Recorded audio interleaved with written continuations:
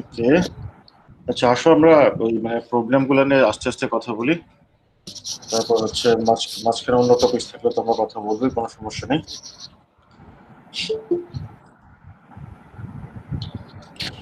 And feel free to ask question. Class record হচ্ছে, মানে এই না যে শুধু মানে আমরা কোনো কথাবার্তা বলতে পারবো না, হ্যাঁ আমরা সবকিছুই বলতে পারবো, কোনো সমস্যা নেই। জি স্যার। হ্যাঁ হ্যাঁ,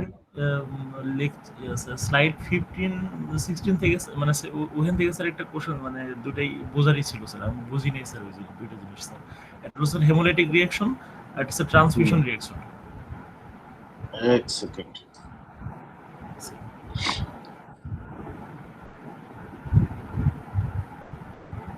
শেয়ার্ড ফাইল তো দেখা যাচ্ছে না?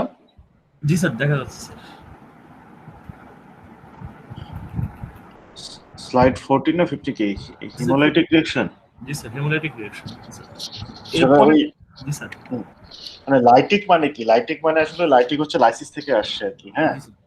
তো হিমোলাইটিক মানে হচ্ছে ওই হিমো যখনই থাকে তখন আসলে it means the RBC, it refers the RBC. So hemolytic মানে হচ্ছে destruction of RBC or lysis of RBC, মানে যে রিঅ্যাকশনের মাধ্যমে ব্লাড সেল তোমার হচ্ছে রেড ব্লাড সেলের কি হবে, ডিস্ট্রাকশন হবে, হ্যাঁ। এটাও কিন্তু এগুলো কিন্তু সাইটোলাইটিক রিঅ্যাকশন, মানে destruction of RBC due to cytolytic reaction, ঠিক আছে। এবং এই ক্ষেত্রে শুরুটা হয় হচ্ছে ওই অ্যান্টিবডি দিয়ে, আইজিজি আর আইজিএম। আচ্ছা পরের স্লাইডে কি এই জিনিসটা স্যার বুঝি নাই স্যার জিনিসটা। আচ্ছা এটা তো গেল হচ্ছে তোমার হিমোলাইটিক রিঅ্যাকশন কি আর কি, আর পরের স্লাইডে কি কনফিউশন ছিল বললাম স্যার? এই যে স্লাইড 15 স্যার এই জিনিসটা বুঝি নাই স্যার। স্লাইড 15-16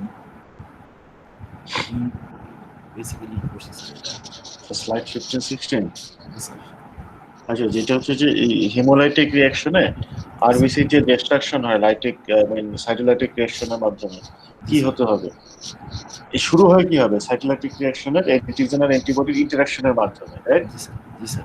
সো এই দুইটা স্লাইডে এটা দেওয়া হয়েছে যে কি মানে কি এই, আচ্ছা এই মানে স্লাইড 15 আর 16 হচ্ছে অ্যান্টিজেন আর অ্যান্টিবডি সোর্স মেইনলি, হ্যাঁ।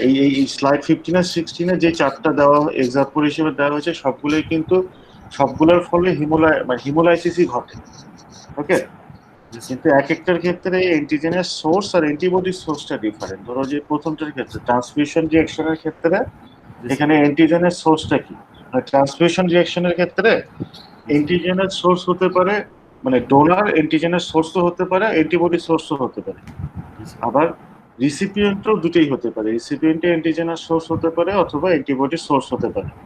ধরে প্রথমটার ক্ষেত্রে যেটা হচ্ছে ট্রান্সমিশন রিঅ্যাকশনের ক্ষেত্রে ট্রান্সমিশনে কি করা হয়, ব্লাড দেওয়া হয় একজন থেকে আরেকজনকে, ডোনার থেকে রিসিপিয়েন্ট, রাইট। ট্রান্সমিশন রিঅ্যাকশনের ক্ষেত্রে ডোনার হচ্ছে তোমার কি এন্ডোজেনাস অ্যান্টিবডি, রাইট। না ডোনার তো অ্যান্টিবডি না, ডোনার হচ্ছে এক্সোজেনাস অ্যান্টিজেন, মানে ডোনার হচ্ছে অ্যান্টিজেন সাপ্লাই করবে, আর হচ্ছে রিসিপিয়েন্টের কাছে অ্যান্টিবডি থাকে। তো যদি সিনারিওটা এরকম হয়, ধরো ডোনার হচ্ছে এ পজিটিভ ব্লাড ডোনার, এ পজিটিভ ব্লাড ডোনার মানে যেহেতু তার ব্লাড গ্রুপ এ, সো তার মধ্যে কি আছে, তার মধ্যে হচ্ছে এ অ্যান্টিজেনটা আছে, আর রিসিপিয়েন্ট হচ্ছে ও, তার মানে তার কোনো অ্যান্টিজেন নেই কিন্তু তার মধ্যে কি আছে, তার মধ্যে অ্যান্টিবডিটা আছে। সো যখন ডোনার হচ্ছে তার এই এ ব্লাডটা রিসিপিয়েন্টকে দিচ্ছে, অ্যান্টিজেনটা তো যাচ্ছে, আর যেহেতু রিসিপিয়েন্টের কাছে কি আছে, অ্যান্টি এ আছে, সে হচ্ছে ডোনারের এ ব্লাডের সাথে কি করবে, ইন্টারঅ্যাক্ট করবে।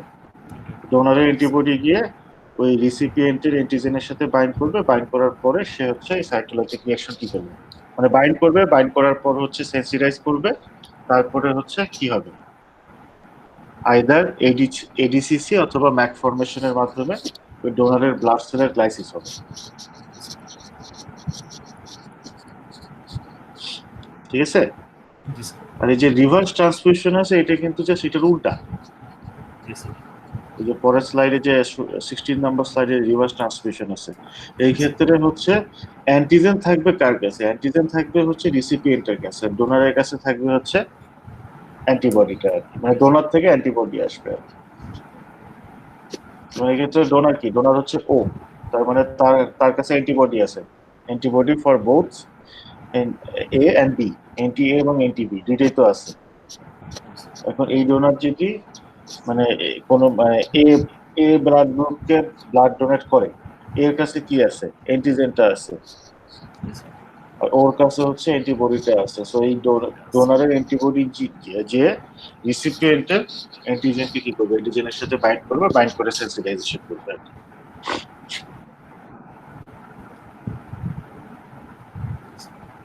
বুঝা গেছে? না বুঝলে সমস্যা নাই, হ্যাঁ, না বুঝলে বলো, দরকার হলে আমি আবার এক্সপ্লেন করবো, নো প্রবলেম। জি স্যার। Yes sir.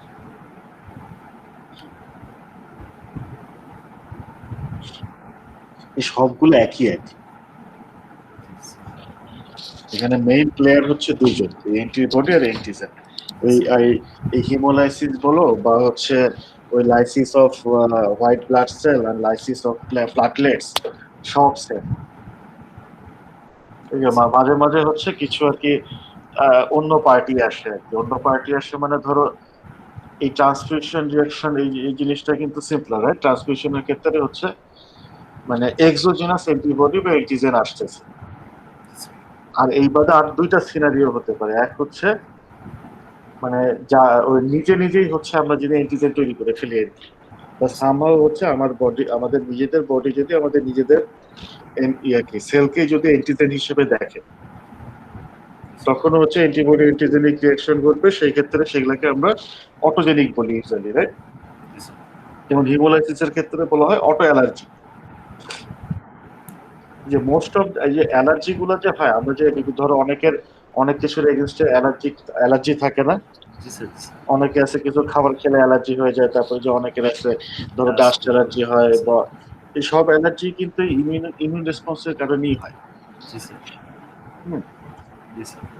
এটা তো হলো অটো। হ্যাঁ, আরেকটা আর অনেক ক্ষেত্রে হতে পারে কি কোনো থার্ড পার্টি প্লেয়ার থাকতে পারে, ধরো বিকজ অফ ইনফেকশন। ওকে, ইনফেকশনের কারণে কিন্তু অনেক সময় কি হতে পারে, মানে ওই ইনফেকশনটা হচ্ছে একটা রোল প্লে করতে পারে সাইটোলাইটিক রিঅ্যাকশন ইনিশিয়েট করার জন্য। যেগুলো হচ্ছে আমরা দেখেছি একদম শেষের দিকে, যে প্লাটলেটের এগেনস্টে যে রিঅ্যাকশন গুলো হয় না, তারপর যে কোল্ড রিঅ্যাকশন, তারপরে cold antibody reaction, warm antibody reaction গুলো যে আছে না, ওখানে দেখো ওখানে কিন্তু কিছু ইনফেকশিয়াস এজেন্ট আছে আর কি। হ্যাঁ, জি স্যার। তো অনেক সময় কিন্তু হতে পারে ধরো ফিজিওলজিক্যাল কন্ডিশনের কারণে বা তখন কোনো ইনফেকশনের কারণে আমাদের ব্লাড সেল গুলো হয়তো এমন ভাবে কি হয়, এমন ভাবে চেঞ্জ হয় যে তখন হচ্ছে আমাদের ওন বডি সেই ব্লাড সেলটাকে অ্যান্টিজেন হিসেবে দেখে। ড্রাগ ইনডিউস যে সাইটোলাইটিক রিঅ্যাকশন গুলো আছে, ওগুলো কিন্তু এই জন্যই হয়। ড্রাগ গুলোই হচ্ছে তখন হচ্ছে কি করে, এমন ভাবে আমাদের বডিতে কিছু মেকানিজম করে, যার ফলে আমাদের বডি সেলই হচ্ছে কি, আমাদের বডি সেলই হচ্ছে অ্যান্টিজেন হিসেবে কাজ করে তখন আর কি। এবং যেহেতু অ্যান্টিজেন হিসেবে, আচ্ছা, অ্যান্টিজেন হিসেবে কাজ করা মানে হচ্ছে যখন সে অ্যান্টিজেন হিসেবে কাজ করবে, then they can induce immune response. Okay, they can induce antibody production. Sir আমার ড্রাগ ইনডিউসড একটু প্রবলেম ছিল, স্যার যেহেতু আপনি মেনশন করলেন তাই বললাম। Okay, sure. দাঁড়া তো খুঁজে দেখি ড্রাগ ইন্ডাস্ট্রি এই তো কোন স্যার নাম্বার। এই সামনেই তো পাওয়া স্যার, গেছে। লাস্ট দুটাতে কমপ্লিমেন্ট আর non absorption of protein. Sir এখানে কুম টেস্টের নেগেটিভ ফলসের জিনিসটা একটু বুঝায় দেন আর কমপ্লিমেন্টটা বুঝায় দেন। আচ্ছা, স্যার এই তো 49 এ। হুম।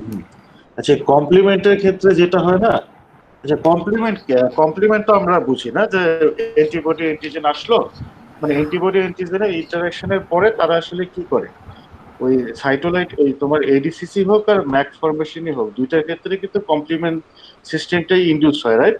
জি স্যার। সো আর এডিসিসির ক্ষেত্রে কমপ্লিমেন্টটা বেশি হয় আর কি, নাকি না? ম্যাকের ক্ষেত্রে এডিসি আছে, দুইটা তো কমপ্লিমেন্ট মেডিয়েটেড আর কি। এই কমপ্লিমেন্ট ট্রান্সফারে যেটা হবে, ধরো ড্রাগ হচ্ছে আরবিসির সাথে বাইন্ড করবে প্রথমে, ফার্স্ট স্টেপ। জি স্যার। বাইন্ড করার পরে তারা হচ্ছে কি অ্যান্টিবডির প্রোডাকশনকে ইনডিউস করবে। তো সেই অ্যান্টিবডি তখন এসে হচ্ছে বাইন্ড করলো ওই তোমার ওই ড্রাগ গুলোর সাথে আর কি, হ্যাঁ, মানে ওই ওই সেন্সিটাইভ রেড ব্লাড সেলটার সাথে। তো বাইন্ড করার পরে এই যে একটা কমপ্লিমেন্ট কমপ্লেক্স তৈরি হলো, হ্যাঁ, বাইন্ড করার পরে হচ্ছে তারা কমপ্লিমেন্ট সিস্টেমকে ইনডিউস করবে, কোনটা CC3B যেটা, হ্যাঁ। এই যে তখন যে অ্যান্টিবডি আর কমপ্লিমেন্ট সিস্টেমে যে কমপ্লেক্সটা তৈরি হলো, তারা করে কি তখন হচ্ছে they can release from this blood cell and transfer or interact with another innocent blood cell. ওকে, বুঝা গেল? আচ্ছা স্যার, তাহলে এটা ফার্স্টের সাথে ডিফারেন্সটা কি? এটা কিন্তু ডায়াগ্রামে একদম সেম টু সেমই। হ্যাঁ, প্রথমটার সাথে ডিফারেন্ট হচ্ছে, হ্যাঁ এক্স্যাক্টলি, ভেরি গুড। প্রথমটার সাথে কিন্তু সেম, কিন্তু প্রথমটার ক্ষেত্রে এই কমপ্লিমেন্ট কমপ্লেক্সটা ওই ব্লাড সেলটাকেই শুধু লাইসিস করবে। তার হচ্ছে ওই ব্লাড সেল থেকে মানে রিলিজ হয়ে অন্য কোনো ব্লাড সেলকে হচ্ছে মানে ব্লাড সেলের সাথে ইন্টারঅ্যাক্ট করতে যাবে না আর কি। মানে হ্যাপটেনটা মানে যে ড্রাগগুলো হ্যাপটেন হিসেবে কাজ করে, তারা ওই ব্লাড সেলকে সাথে গিয়ে বাইন্ড করলো। বাইন্ড করার পরে হচ্ছে কি হলো, অ্যান্টিবডি ইনডিউস হলো, সেই অ্যান্টিবডি হচ্ছে বাইন্ড করলো সেই ড্রাগ মানে ওই আরবিসি ওই, ডিস্ট্রয় করলো। হ্যাঁ, বা করে ওই আরবিসিটাকে লাইসিস করবে, ঠিক আছে। জি। কিন্তু এটার ক্ষেত্রে হচ্ছে ওই পর্যন্ত কিন্তু সেম, এই antibody complement system induction complex system তৈরি হওয়া পর্যন্ত সেম। আর তারপরে তারা যে কাজটা করে, এই অ্যান্টিবডি এই কমপ্লিমেন্ট কমপ্লেক্সটা তারা হচ্ছে এই ব্লাড সেল থেকে রিলিজ হয়ে অন্য একটা ব্লাড সেলকে গিয়ে মানে অন্য একটা ব্লাড সেলের সাথে ইন্টারঅ্যাক্ট করে তার লাইসিস করতে পারে। এই জন্য এটাকে বলা হয় কমপ্লিমেন্ট ট্রান্সফার। কমপ্লিমেন্টটা ট্রান্সফার হতে পারতেছে আর কি, ঠিক আছে। জি স্যার। এবং দুই ক্ষেত্রেই কিন্তু আলটিমেট লাইসিস কিন্তু সেম, দুইটার ক্ষেত্রেই হচ্ছে ওই কি বলা যায় ইন্ট্রাভাস্কুলার না এক্সট্রাভাস্কুলার ক্লিয়ারেন্স লাইসিস হয় আর কি, ম্যাক্রোফেজের মাধ্যমে, ফাগোসাইটোসিসের মাধ্যমে আর কি, হ্যাঁ। কিন্তু জাস্ট হচ্ছে এই এক মাঝখানে কিছুটা ডিফারেন্স আছে। হ্যাপটেনের ক্ষেত্রে হচ্ছে কমপ্লিমেন্ট সিস্টেম ট্রান্সফার হবে না, যেই সেলের জন্য মানে কমপ্লিমেন্ট সিস্টেমটা ইন্ডাকশন হয়েছে সেই সেলকে লাইসিস করবে। কমপ্লিমেন্ট ট্রান্সফারে সে অন্য একটা সেলকে গিয়ে লাইসিস করতে পারে। আচ্ছা, আচ্ছা, মানে ওটা একটা রেড ব্লাড সেল থেকে আরেকটাতে মুভ করে আর কি। হ্যাঁ এক্স্যাক্টলি। আর নন স্পেসিফিক প্রোটিন অ্যাবজর্পশন কি? আচ্ছা, ইউজুয়ালি আমরা জানি হচ্ছে তোমার হচ্ছে কি অ্যান্টিবডি অ্যান্টিজেন ইন্টারাকশনটা কিছু একটু স্পেসিফিক হয়, কারণ বোথ অ্যান্টিজেন এবং অ্যান্টিবডি এই ক্ষেত্রে বোথ প্লেয়ারই কিন্তু হচ্ছে প্রোটিন কিন্তু, এবং প্রোটিন বাইন্ডিং হচ্ছে স্পেসিফিক, ওকে।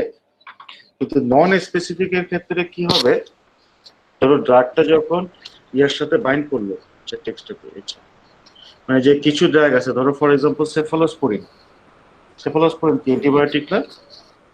জি স্যার। এই সেফালোস্পোরিন হচ্ছে কি তোমার আরবিসির মেমব্রেনটাকে চেঞ্জ করতে পারে, মানে সারফেসটাকে এটা চেঞ্জ করতে পারে, এবং এমন ভাবে চেঞ্জ করে যখন তারা নন স্পেসিফিক প্রোটিনের সাথে বাইন্ড করতে পারে। মানে এই ক্ষেত্রে প্রোটিন বেসিক্যালি বলে হচ্ছে প্রোটিন মিনস অ্যান্টিবডি, কারণ অ্যান্টিবডি তো একটা প্রোটিন, জি। ঠিক আছে। তো মানে আগে যেটার সাথে বাইন্ড করতো না, এখন এই চেঞ্জ হওয়ার কারণে বাইন্ড করছে। এক্স্যাক্টলি, মানে ধরো আরবিসি সে হচ্ছে গিয়ে ভদ্রলোক ছিল, সে বাইন্ড করতো না ওই অ্যান্টিবডি গুলোর সাথে, মানে এই ড্রাগ গুলো, কিন্তু এই ড্রাগ হচ্ছে ধরো ফর এক্সাম্পল সেফালোস্পোরিন, সে হচ্ছে এই ব্লাড সেলের সারফেসটাকে রেড ব্লাড সেলের সারফেসটাকে বা মেমব্রেনটাকে এমন ভাবে চেঞ্জ করে দেয় যে তখন সে গিয়ে আবার সেই অ্যান্টিবডিটার সাথে বাইন্ড করতে পারে, মানে তার বাইন্ড করার কথা ছিল না, because they are not specific, okay. Sir এখানে কোন টেস্টের জিনিসটা কি বললো? পজিটিভ নেগেটিভ ফলস পজিটিভ নাকি এই জিনিসটা বুঝিনি। এই স্লাইড করে দেবো।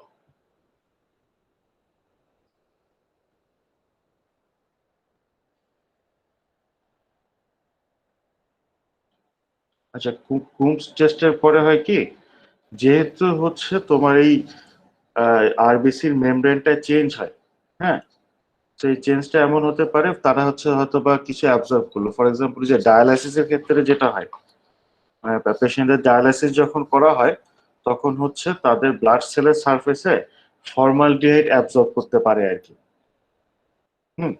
যেহেতু ফর্মালডিহাইড অ্যাবজর্ব করলো, তখন কুম টেস্ট করলে এই অ্যান্টি ফর্মালডিহাইড অ্যান্টিবডিও কিন্তু আছে। হ্যাঁ, কুম টেস্ট কিন্তু খালি দেখবে যে অ্যান্টিবডি আর অ্যান্টিজেনের বাইন্ডিং হয়েছে কিনা, ঠিক আছে?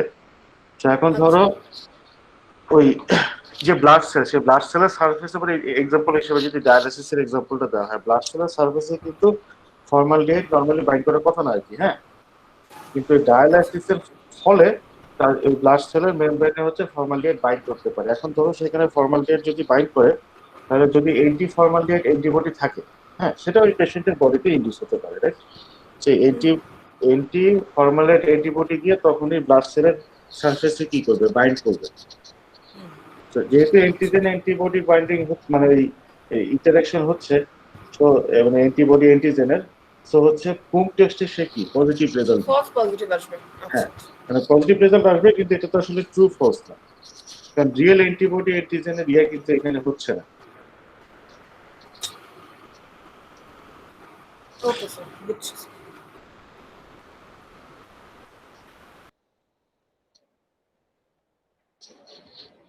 এই পাওয়ার পয়েন্ট স্লাইডটা কোথায় হারাই গেল?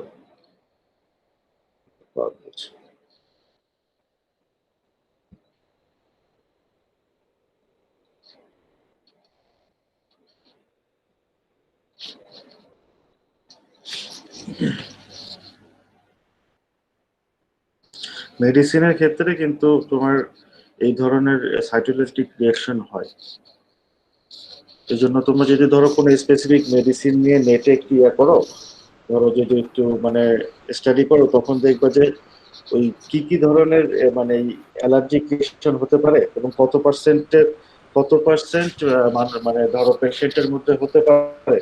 আবার কারা হচ্ছে, I mean which patients are মানে which persons are more prone to get some allergic reaction, এগুলোর ব্যাপারে স্যার কিন্তু দেওয়া এইসব থাকে। রিঅ্যাকশনই কি হাইপার সেনসিটিভিটি রিঅ্যাকশন বলে? এটাকে হাইপার সেনসিটিভ বলা যায় কিন্তু। হ্যাঁ, যদিও মানে আমরা এটাকে হাইপার সেনসিটিভ বলে আর কি, মানে আমরা মোটামুটি। জি স্যার, আমি এটা সার্চ দেওয়ার সময় গুগলে এই কথাটা বারবার আসছিল, হাইপার সেনসিটিভিটি, তাই আমি স্যার জিজ্ঞেস করলাম। হ্যাঁ, অ্যাকচুয়ালি এটাই হাইপার সেনসিটিভিটি। আবার যে অ্যালার্জিক রিঅ্যাকশন যেগুলো হয় আমাদের, সেগুলো আসলে হাইপার সেনসিটিভ রিঅ্যাকশন, মানে হাইপার আর কি, কারণ তার তো রিঅ্যাকশন করার কথা না এখানে, কিন্তু সে করতেছে আর কি। সব ড্রাগের ক্ষেত্রে এই ধরনের হতে পারে আর কি। তা আমাদের দেশে এই জিনিসগুলো অনেক সময় খেয়াল করা হয় না, বাইরে অনেক সময় করে আর কি। স্যার এখন কি এটার সলিউশন কি এভরি টাইম পেশেন্টকে কোনো কিছু সাবস্ক্রাইব করার আগে তার সাথে টেস্ট করে নেওয়া বা এরকম কিছু, বা স্যার সেটা কি পসিবল হয়? এখন দেখা যায় কি এইটা না হচ্ছে ডিফিকাল্ট, হ্যাঁ, এই জিনিসটা করা। এখন ধরো একটা পেশেন্ট গেল, তাকে অনেকগুলো ড্রাগ হচ্ছে প্রেসক্রাইব করা হয়, তো দেখা যায় কি আবার সব ড্রাগ কিন্তু যে সব ড্রাগই যে হচ্ছে হাইপার সেনসিটিভ রিঅ্যাকশন দেয়, ব্যাপারটা এরকম না। কিছু কিছু ড্রাগের ক্ষেত্রে অনেক সময় হাইপার সেনসিটিভ রিঅ্যাকশন হতে পারে।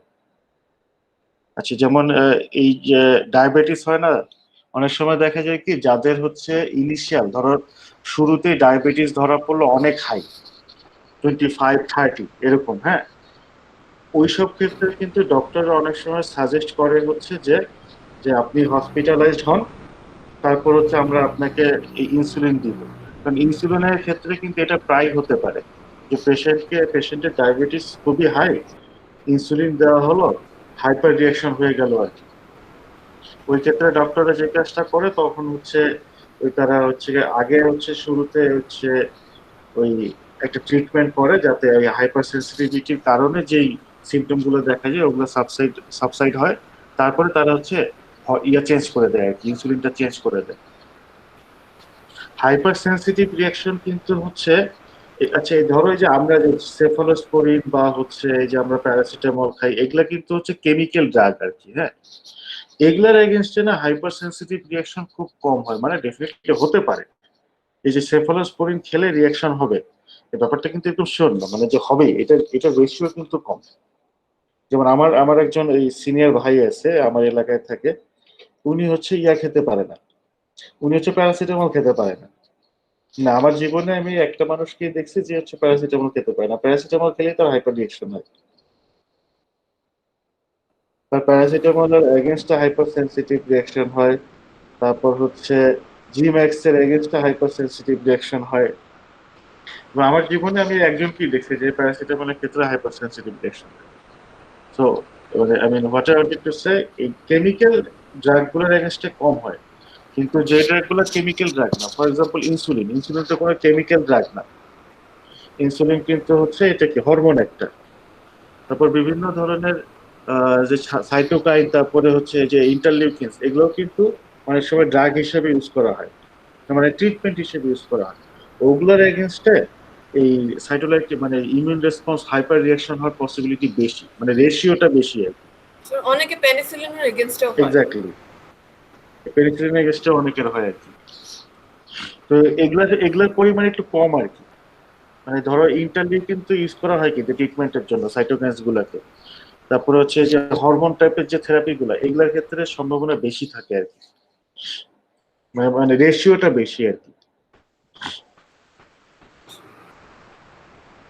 তো এই জন্য বেসিক্যালি না মেডিকেশন এই জন্য বলা হয় যে ডক্টরের প্রেসক্রিপশন ছাড়া মেডিকেশন মানে হচ্ছে ওষুধ নেওয়া যাবে না।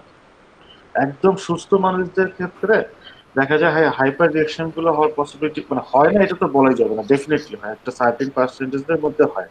কিন্তু যখন অসুস্থ লোক পার্সনদের ক্ষেত্রে, তারা যখন কি তাদের জন্য যখন অন্য I mean they are sick by something else, I mean through some infection, সেই ক্ষেত্রে কিন্তু তারা হচ্ছে তাদের ক্ষেত্রে হাইপার সেনসিটিভ রিঅ্যাকশন হওয়ার চান্সেস বেশি থাকতে পারে।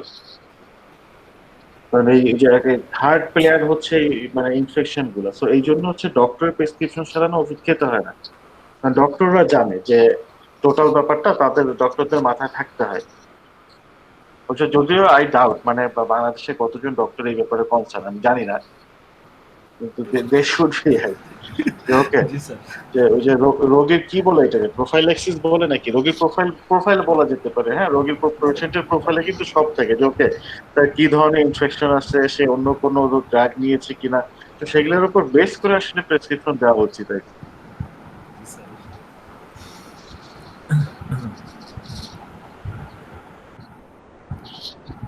মানে হাইপার সেনসিটিভ। হ্যাঁ, এত কিছু স্যার মাথায় রাখেন কিনা ওরা স্যার, মানে এটারও একটা বড় বিষয় স্যার আসলে প্রেসক্রিপশন করার সময়। এটা একটা ফ্যাক্ট, মানে সব ডাক্তার হয়তো বা রাখেন না, কিন্তু অনেকে আবার মনে হয় রাখেন। আর অনেকে রাখেন স্যার। আর যেটা কি মানে নর্মালি কি এখানে কিন্তু যে ক্লিনিক্যাল ফার্মাসি যারা আছে না, জি স্যার। তাদের কিন্তু এখানে একটা থাকার মানে একটা রোল আছে। তা আমাদের দেশে তো এই প্র্যাকটিসটা নাই। জি স্যার। মানে এই ড্রাগের যে কেমিক্যালের ব্যাপার স্যাপার, এগুলা কিন্তু ওই ফার্মাসিস্টরা মানে স্বাভাবিক ভাই যে যেখানে ট্রেন। জি স্যার। জি স্যার। মানে ধরো আমরাও কিন্তু প্রচুর ডিজিজ নিয়ে স্টাডি করি, তারপরে আমরা ডাক্তার না কেন? আমরা ট্রেন্ড হই কিন্তু মোর হচ্ছে রিসার্চ করার জন্য, জি স্যার। পেশেন্ট ট্রিট করার জন্য না। যে অনেকেই বলে যে ডাক্তাররা হচ্ছে বেসিক অত ভালো বুঝে না। আর ব্যাপারটা কি, ডাক্তাররা বেসিক পড়ে, কিন্তু ডাক্তারদের কাজ কি? ডাক্তারদের কিন্তু মানে ডাক্তারদের কাজ হচ্ছে পেশেন্টকে ট্রিট করা, ওইটা তাদের প্রাইমারি কাজ। তাকে কিন্তু পেশেন্টকে ট্রিট করতে হবে, তো তাকে ওভারঅল ব্যাপারটা জানতে হবে, রাইট? এবং যে মেডিসিন গুলো হচ্ছে এস্টাবলিশ মেডিসিন, ডক্টররা সেগুলো ইউজ করতে পারে। আমরা না হয় রিসার্চ করার সময় হচ্ছে কি মানে যে মেডিসিনটা এখনো হচ্ছে কি হয়নি, এস্টাবলিশড হয়নি, হ্যাঁ, সেগুলো হয়তো বা টেস্ট করে দেখতে পারি, রাইট? কিন্তু ডক্টররা তো সেটা পারে না। আর আমাদের দেশে নাই, আমাদের দেশে কিন্তু আমরা হচ্ছে শুধু ডাক্তার বলি, মানে ডক্টর, কিন্তু তোমরা বাইরে দেখবে যে এখানে কিন্তু এই ডেফিনেশনটা আলাদা। যারা হচ্ছে যেই ডক্টর গুলো পেশেন্ট ডিল করে তাদেরকে ক্লিনিশিয়ান বলা হয়। আবার এই ফার্মেসির ক্ষেত্রেও আমাদের এটা কমন না যে ফার্মেসি গ্রাজুয়েট করবে, কিন্তু অ্যাকচুয়ালি না তোমার এই ইয়াতে কান্ট্রি ওয়াইজ একটু ভ্যারি করে, বাট ইউএসএ তে দুইটা লাইন আছে কিন্তু ফার্মাসিতে। আর আমাদের যেমন ধরো পিএইচডি ডিগ্রি, কিন্তু ফার্মেসির কিন্তু দুই টাইপের ডক্টরাল ডিগ্রি আছে। একটা হচ্ছে পিএইচডি, আর একটাকে বলা হয় কি জানি, ডি ফার্ম। একটা হচ্ছে ডি ফার্ম আর কি, এম ফার্ম বলে না, আমাদের যেমন মাস্টার্স হতো মাস্টার্স বলে, ফার্মাসিস্টদের মাস্টার্স কিন্তু হচ্ছে এম ফার্ম আর কি, হ্যাঁ, মাস্টার্স অফ ফার্মেসি। মাস্টার্স এর পরে ওখানে হচ্ছে ফার্মাসিস্টরা দুইটা ডিফারেন্ট ডিরেকশনে যেতে পারে। কেউ কেউ আছে তারা হচ্ছে ডি ফার্ম করে, আর কেউ কেউ আছে তারা হচ্ছে পিএইচডি করে। যারা হচ্ছে পিএইচডি করে তারা কিন্তু ট্রেন্ড হয় রিসার্চ করার জন্য, আর যারা হচ্ছে ডি ফার্ম করে তারা ট্রেন্ড হয় হচ্ছে ক্লিনিক্যাল ফার্মাসিস্ট হিসেবে কাজ করার জন্য। এই ক্লিনিক্যাল ফার্মাসিস্টরা কিন্তু পেশেন্ট নিয়ে they are more focused for patient treatment. আর পিএইচডি ফার্মাসিস্টরা they are trained or focused for doing research. ওখানে এই জিনিসটা আলাদা হয়ে যায়। ফার্মেসি পড়ার সময় ইভেন আন্ডারগ্রেড লেভেলেই হচ্ছে ওই স্টুডেন্ট আসলে চুজ করে তারা কি ক্লিনিক্যাল ফার্মাসিস্ট হিসেবে কাজ করবে নাকি তারা হচ্ছে মানে ওই ধরো রিসার্চের দিকে যাবে। তো আমাদের দেশে প্র্যাকটিস গুলো নাই তো। জি স্যার, আমাদের তো স্যার আসলে ওইভাবে স্যার এত কিছু ফলোই করে না স্যার আসলে। এটা একটা প্রবলেম আর কি, আমাদের এই গাইডলাইন বা প্রসিডিউর গুলো প্রপারলি ফলো হয় না আর কি। গাইডলাইন অনেক ক্ষেত্রে নাই, আর অনেক ক্ষেত্রে স্যার থাকলেও ফলো করে না স্যার। হ্যাঁ, আর এই ওখানে তো আবার ওই ইয়ে ছাড়া তো ওষুধই কেনা যায় না। ধরো ডাক্তার প্রেসক্রিপশন দিল, প্রেসক্রিপশন ছাড়া তো কেনাই যায় না। আবার ধরো ডাক্তার প্রেসক্রিপশন দিলে দিয়ে তুমি হচ্ছে ফার্মাসিতে দিলেই ওষুধ দিবে না। ওখানে একজন ফার্মাসিস্ট থাকে আর কি, ওখানে ফার্মাসিস্টরা থাকে, তারা হচ্ছে প্রেসক্রিপশনটা চেক করে। এমন কিন্তু অনেক সময় হতে পারে, ধরো ডক্টর হচ্ছে ড্রাগ প্রেসক্রিপশন করেছে, হ্যাঁ, ধরো মানে based on the symptom doctor prescribe 3 or 5 disease, তখন তুমি ফার্মাসিতে প্রেসক্রিপশনটা নিয়ে গেলা। ফার্মাসিস্ট কিন্তু চেক করে যে এই যে 5টা ডিফারেন্ট ড্রাগ দিলে এগুলো আবার একটার সাথে ক্রস রিঅ্যাকশন করতে পারে কিনা, চান্সেস আছে কিনা। তখন এমন হতে পারে ওই ফার্মাসিস্ট ড্রাগ চেঞ্জও করে দিতে পারে। আর ফার্মাসিস্ট আবার চেঞ্জ করে সম্পূর্ণ ডিফারেন্ট ওষুধ দিবে না, যে ডক্টরের হচ্ছে প্যারাসিটামল দিচ্ছে আমি অ্যান্টিবায়োটিক দিই না, ওই কাজটা করবে না। তার ওই একই ওষুধ মানে একই মেডিসিন ডিফারেন্ট একটা হয়তো বা যে একই রকম কাজ করে এরকম একটা ডিফারেন্ট দিতে পারে।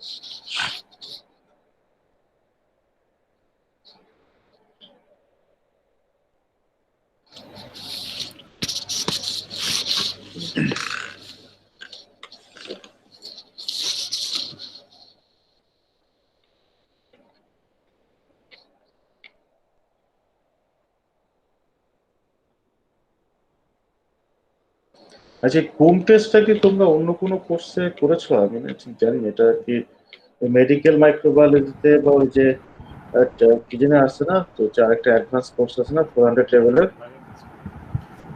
মনে নাই স্যার, মনে হয় না স্যার করছি স্যার এটা। আচ্ছা, ডায়াগনস্টিক মাইক্রোবায়োলজিতে পড়ার কথা তো। 2 of 4 না স্যার করিনি, বাট কোন টেস্টকে I guess more or less জানি, মানে ডিরেক্টলি মানে কি করে জিনিসটা সেটা জানি, হয়তো মেকানিজমটা জানি না। জি স্যার, মেকানিজম ওই গুগলে সার্চ দিয়ে উইকিপিডিয়া পেজটা দেখো, ওখানে খুব চমৎকার কিছু ফিগার দেওয়া আছে খুব সুন্দর কালারফুল ছবি। দুটার ইউজার কিন্তু একটা ব্যাপার থাকে, একটা এই যে লাস্টের স্লাইডটা, আচ্ছা তোমার তো স্লাইড দেখতেছি, এই ডিরেক্ট আর ইনডিরেক্ট ফুড টেস্টের কিন্তু হচ্ছে মানে ইউজ কিন্তু একটু different. For example direct food টেস্টের এই ফটোটাই দেখো, খেয়াল করে দেখো, এই গোলগুলো ধরো হচ্ছে অ্যান্টিজেন, অ্যান্টিজেন কিন্তু অলরেডি অ্যান্টিবডির সাথে বাইন্ড করে আছে।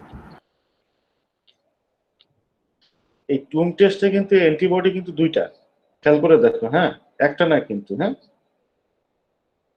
আচ্ছা, ডিরেক্ট টুম টেস্টে ধরো একটা ইউজ বলি, ধরো একজনের মধ্যে ইমিউনোজেনিক রিঅ্যাকশন হচ্ছে, ধরো সামার আমি ধরো ধরো অটো অ্যালার্জিক রিঅ্যাকশন হচ্ছে, এখন হচ্ছে ক্লিনিশিয়ান চায় হচ্ছে টেস্ট করতে যে তার মধ্যে আসলে অটো অ্যালার্জিক মানে অটো অ্যালার্জিক যে রিঅ্যাকশন হচ্ছে সে যে অলরেডি সে সেন্সিটাইজড কিনা। সেন্সিটাইজড মানে কি, যে অ্যান্টিজেনের সাথে অ্যান্টিবডি যে বাইন্ড করে থাকে, এটাই তো সেন্সিটাইজ, মানে এটাই হচ্ছে সেন্সিটাইজ করে, রাইট? অ্যান্টিজেন মানে অ্যান্টিবডি এসে অ্যান্টিজেনকে বাইন্ড করবে, বাইন্ড করে কাইন্ড অফ তারা হচ্ছে পুরো সেলটাকে সারাউন্ড করে ফেলে আর কি, এটাকে বলা হয় সেন্সিটাইজ। তো এখন যার মধ্যে অটো অ্যালার্জিক রিঅ্যাকশন হচ্ছে সে কি, মানে তার ডেফিনেটলি তো তার অ্যান্টিজেন হচ্ছে মানে সেন্সিটাইজড হয়ে আছে, নাহলে তো অটো অ্যালার্জিক রিঅ্যাকশন হতো না। এখন ধরো ডক্টর হচ্ছে চেক করতে চাচ্ছে যে তার মধ্যে অলরেডি সেন্সিটাইজেশনটা ঘটছে কিনা, তখন তারা কি করবে, তারা হচ্ছে ওই সাসপেক্টেড পেশেন্টের কাছ থেকে কি করবে, স্যাম্পল নিবে না, এক্ষেত্রে তো ব্লাড নিলেই হয়, তো হচ্ছে ব্লাড দিল, ব্লাড নিয়ে অ্যান্টিবডি দিবে। এটা কিন্তু অ্যান্টিবডি, অ্যান্টিবডিটা কার এগেনস্টে, যে অ্যান্টিবডিটা হচ্ছে সেন্সিটাইজেশনটা করতেছে, তারা হচ্ছে অ্যান্টিবডি দিবে, দেওয়ার পর হচ্ছে কি করবে, ওই ওই পেশেন্টের থেকে কালেক্টেড স্যাম্পলের সাথে অ্যান্টিজেনটা কি করবে, অ্যাড করার পর দেখবে যে কোয়াগুলেশন ঘটতেছে কিনা।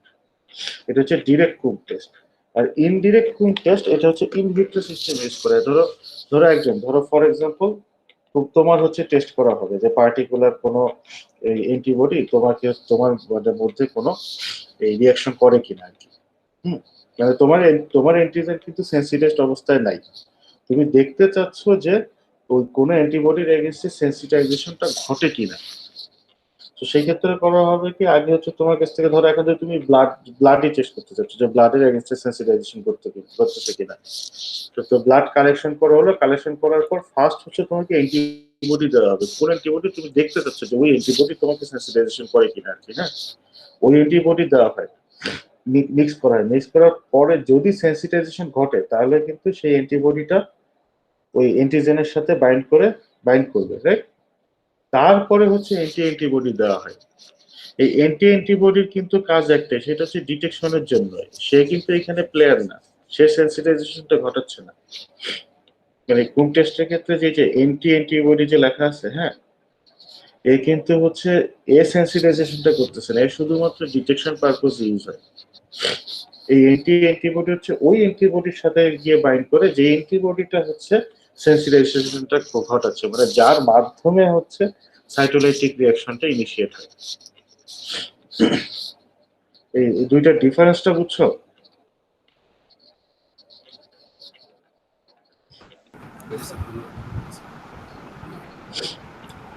স্যার আমার আরেকটা কোয়েশ্চেন ছিল স্যার ট্রিটমেন্ট নিয়ে। ইয়েস স্যার স্লাইড 33 তে স্যার যান। 33, এই তো, হ্যাঁ। স্যার এখানে তো যখন fetus is positive, Rh positive, তখন তো মাদার ইজ প্রোডিউসিং মানে antibody against the Rh positive, তাই না? সো ওটাই তো ট্রাভেল করে প্লাসেন্টাতে হার্ট করছে। সো এখানে আমাদের স্যার লাস্ট লাইনে লেখা, মানে লাস্ট লাইন না, ওই যে ট্রুতে লেখা হচ্ছে প্যাসিভ অ্যাডমিনিস্ট্রেশন অফ, ও এটা লেখা। আচ্ছা স্যার এখানে জাস্ট লেখা কি treatment is anti Rh positive দেওয়া হচ্ছে মানে ট্রিটমেন্ট হিসেবে। হোয়াট ইজ দিস, মানে যেটা জিনিসটা দিচ্ছে স্যার, জিনিসটা কি অ্যান্টিবডি না কি দিচ্ছে মানে ট্রিটমেন্ট হিসেবে? অ্যান্টিবডি। এটা আমি ঠিক বুঝি, অ্যান্টিবডি দিচ্ছে। তাহলে স্যার ওই অ্যান্টিবডির এগেইনস্ট অ্যান্টিবডি দিচ্ছে? দেখি না, দাঁড়াও, সিভিয়ার কেসের কথা বলতেছো না লেস সিভিয়ার? স্যার এমনি ট্রিটমেন্টের কথাই বলছি স্যার। ধরেন অ্যান্টিবডি যদি প্রোডিউস হয়ে যায়, সো এটার এগেইনস্টে আমরা যে জিনিসটা দিচ্ছি ট্রিটমেন্টটা, জিনিসটা কি স্যার? আচ্ছা, অ্যান্টিবডি প্রোডিউস হলে আমাদের কাছে অ্যান্টিজেন দিতে হবে। আচ্ছা দেখি সিভিয়ার কেসে কি লেখছে, ইফ সেন্সিটাইজেশন অকার, মানে অ্যান্টিবডি অলরেডি অ্যান্টিজেনের সাথে বাইন্ড করে আছে, হ্যাঁ, the affected fetus treated by intrauterine transfusion of Rh negative blood cells. Okay, আচ্ছা এই ক্ষেত্রে কি ওই রিয়াকশন কিন্তু ঘটে গেছে ফিটাসের ব্লাডের সাথে, ঠিক আছে? তো ফিটাসের ব্লাড কি হয়ে যাচ্ছে, ফিটাসের ব্লাড হচ্ছে লাইসিস হয়ে যাচ্ছে। এন্ড ফিটাসের ব্লাড কেন লাইসিস হচ্ছে? Because of the antibody. জি সেই ক্ষেত্রে ফিটাসটাকে সেভ করার জন্য যে কাজটা করা যেতে পারে, ফিটাসকে তুমি ওই ব্লাড দিবা যে ব্লাডে অ্যান্টিজেন নেই। আচ্ছা, যেন কোনো রিঅ্যাকশনই না হয়। হ্যাঁ, যাতে কোনো রিয়াকশনই না হয়।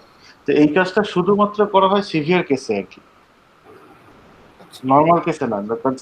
লেস সিভিয়ার কেসের কিন্তু ট্রিটমেন্ট আলাদা। লেস সিভিয়ার কেসের ক্ষেত্রে মানে ব্লাডই দেওয়া হয়, ট্রান্সফিউশনই করা হয়, কিন্তু after birth, not before the birth আর কি, ঠিক আছে? এখন লেস সিভিয়ার মানে এখন এই জিনিসগুলো না ডক্টরদেরকে based on the symptom and test decide করতে হয় যে ওকে, যে এই যে সেন্সিটাইজেশন বা রিয়াকশনটা ঘটতেছে এটা কতখানি সিভিয়ার, এটা কি লাইফ থ্রেটেনিং কিনা ফিটাসের জন্য। যদি দেখা যায় যে লাইফ থ্রেটেনিং হয়ে যাচ্ছে, এখন লাইফ থ্রেটেনিং কিনা সেটা কিন্তু ডক্টররা হচ্ছে ডেফিনেটলি ডায়াগনোসিস করতে পারে, রাইট? জি স্যার, এটা তো হচ্ছে ওই ফিটাসের সব অর্গান ঠিক মতো কাজ করতেছে কিনা, ঠিক আছে, ব্লাডে বিলিরুবিনের পরিমাণ কেমন, ওকে। তারপর হচ্ছে এই সাইটোলাইটিক রিঅ্যাকশনের কন্ডিশন বোঝার জন্য কিন্তু কিছু টেস্ট আছে, রাইট? ওই যে RBC count, haemoglobin count, haematocrit count, bilirubin count, haptoglobin count, তারপর তার অর্গান ঠিক মতো পালস ঠিক আছে কিনা। এখন সবকিছু ডায়াগনোসিস করে ডক্টর কিন্তু বুঝতে পারবে যে তার আসলে ওই ফিটাসের কন্ডিশন সিভিয়ার না লেস সিভিয়ার। যদি সিভিয়ার হয় তখন তাকে হচ্ছে ট্রান্সমিশন করতে হবে। এখন যেহেতু ফিটাসে ট্রান্সমিশন করতে হবে, সেটা আসলে তো নর্মাল ট্রান্সমিশনের মতো হবে না, সেই ট্রান্সমিশনটা করতে হয় ইউটেরিন দিয়ে আর কি, হ্যাঁ, ইন্ট্রাইউটেরিয়ান ট্রান্সমিশন।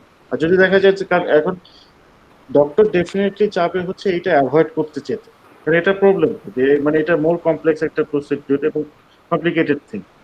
তো ডক্টর চাবে যদি হচ্ছে আফটার বার্থ ট্রান্সফিউশন করা যায়। এখন সিভিয়ার কেস হলো তখন তো আসলে কিছু করার নেই।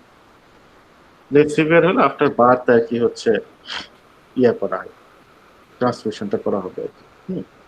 স্যার মানে অ্যান্টিজেন ছাড়া ওই ব্লাডটাই দিচ্ছে আর কি বেবি হ্যাঁ থেকে। স্যার ওখানে স্যার পয়েন্ট 3 তে লেখা স্যার দেখেন anti Rh positive should be administered. এই যে after abortion of Rh positive fetus anti Rh positive should be administered. Sir এই জিনিসটা কি অ্যান্টিবডি দিচ্ছে মাটাকে? হ্যাঁ, এইটা কিন্তু মার ক্ষেত্রে, হ্যাঁ এটা কিন্তু প্রিভেন্ট করার জন্য, এটা কিন্তু আবার ট্রিটমেন্ট না। হ্যাঁ এটা কি নিউট্রালাইজ করার জন্য, মানে জিনিসটা কি দিচ্ছে?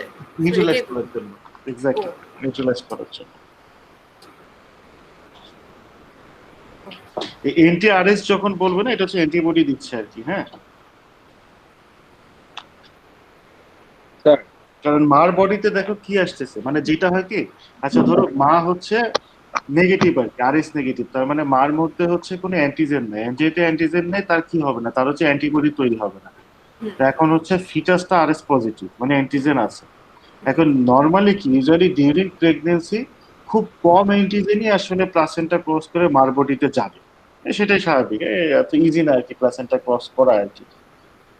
তো এখন কিন্তু যখন হচ্ছে অ্যাবর্শন হবে, হ্যাঁ বা হচ্ছে যে ধরো অ্যাবর্শন হলো বা হচ্ছে যখন ডেলিভারি মানে ডেলিভারির সময় হলো, তখন কি হয়, তখন কিন্তু হচ্ছে প্লাসেন্টা ডিসরাপ্ট হয়, তখন কিন্তু হঠাৎ করে অনেকগুলো অ্যান্টিজেন চলে যায় ফিটাস থেকে মার বডিতে, রাইট? যদি অনেক অ্যান্টিজেন চলে যায় তখন কি হবে, তখন হচ্ছে মার বডিতে হচ্ছে অ্যান্টিবডিটা ইনডিউসড হবে কিন্তু। এখন অ্যান্টিবডি যদি ইনডিউসড হয়ে থাকে এবং মেমোরি সেল তৈরি হয়ে যায়, এটা কিন্তু পরবর্তী অ্যাবর্শনের জন্য কিন্তু কি ডেঞ্জারাস, রাইট? অনেক পরের বেশি। সেকেন্ড প্রেগন্যান্সির জন্য। হ্যাঁ, তো এইটা ঠেকানোর জন্য যেটা করতে হবে যে এখন মার বডিতে যে অ্যাবর্শনের সময় যে মানে আরএস অ্যান্টিজেনটা আসছে, এটা তো ঠেকানো যাবে না, এটা তো আসবেই। সো মানে অ্যান্টিজেনটাকে আমরা আসতে দিব, দেওয়ার পর সাথে সাথেই হচ্ছে অ্যান্টিবডি মানে সরি এন্টি আরএসটা দেওয়া হবে, যাতে সে হচ্ছে ইনকামিং অ্যান্টিজেনটাকে নিউট্রালাইজ করে ফেলতে পারে। আচ্ছা স্যার এখানে হ্যাঁ, ইমিউন সাপ্রেসার ইউজ করা হয় না স্যার? বোন ম্যারো ট্রান্সপ্লান্ট এগুলো করার পর যে ইউজ করে, কোথায় বোন ম্যারোর পরে?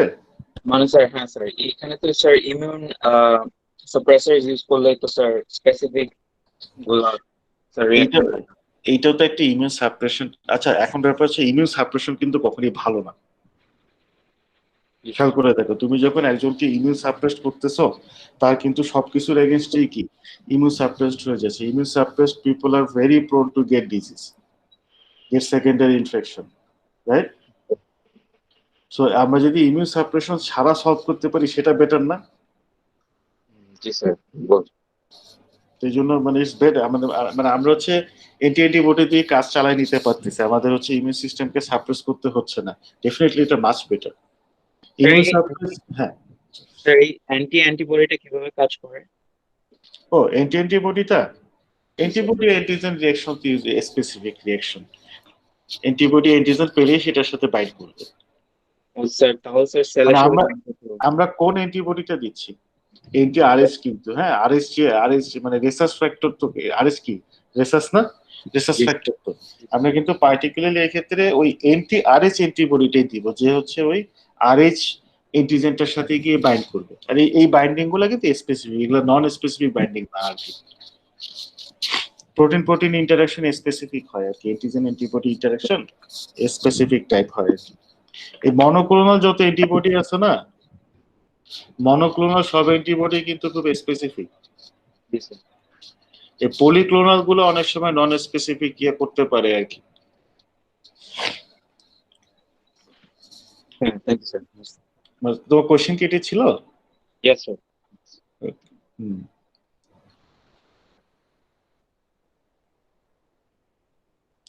ইমিউন সাপ্রেস শুধু আসলে তখনই করা হয় ঠেকায় পড়ে আর কি। এখন যখন হচ্ছে ইয়া করা হয় যে ধরো স্পেশালি হচ্ছে ট্রান্সপ্লান্টেশনের সময়, অর্গান ট্রান্সপ্লান্টের সময়, তখন আসলে এখন কত রকমের অ্যান্টিজেন ওই ডোনারের থেকে, মানে ডোনারের কতগুলা অ্যান্টিজেন হচ্ছে মানে পেশেন্টের বডিতে রিঅ্যাকশন করতে পারে, এটা তো গেস করা আসলে ইম্পসিবল। ধরো এই ক্ষেত্রে কিন্তু আমরা জানি, এই যে অ্যাবর্শনের ক্ষেত্রে, এই ক্ষেত্রে কিন্তু আমরা জানি যে কে হচ্ছে মানে রিঅ্যাকশনটা দিবে, আর এই অ্যান্টিজেন স্পেসিফিক অ্যান্টিবডি দিয়ে দিলাম। কিন্তু অর্গান ট্রান্সপ্লান্টের সময় এটা গেস করবে কেমনে? And there can be even millions of antigen হতে পারে, right? Thousands of millions of antibody antigen হতে পারে। তো সেই ক্ষেত্রে হচ্ছে একমাত্র অপশন হচ্ছে ইয়ে করা আর কি, যে রিসিপিয়েন্টের ইমিউন রেসপন্স কি সাপ্রেস করে দেওয়া। হ্যাঁ, তাহলে কি ইমিউন সাপ্রেসার জেনারেলাইজড ভাবে কাজ করে, যে কোনো স্পেসিফিসিটি নাই? হ্যাঁ হ্যাঁ, জেনারেলাইজ ভাবে কাজ করে, স্পেসিফিক করা আসলে পসিবল না তো। Thank you.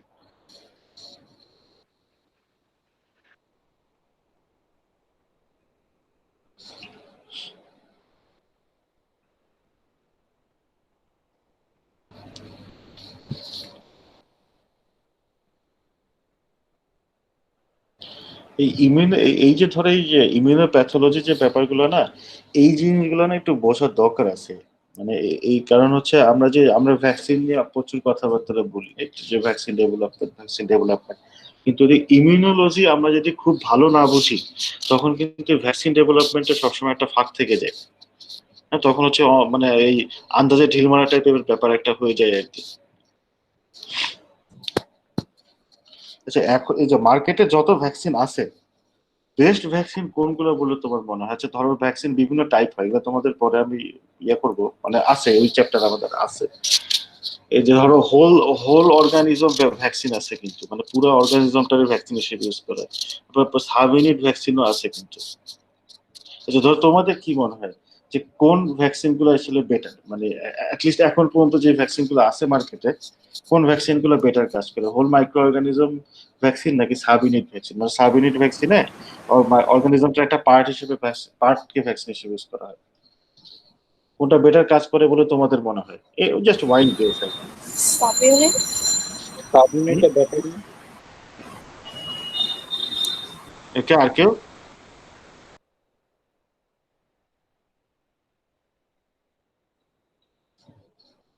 আচ্ছা, কয়েকজন সাব ইউনিট বলছে, আর কেউ?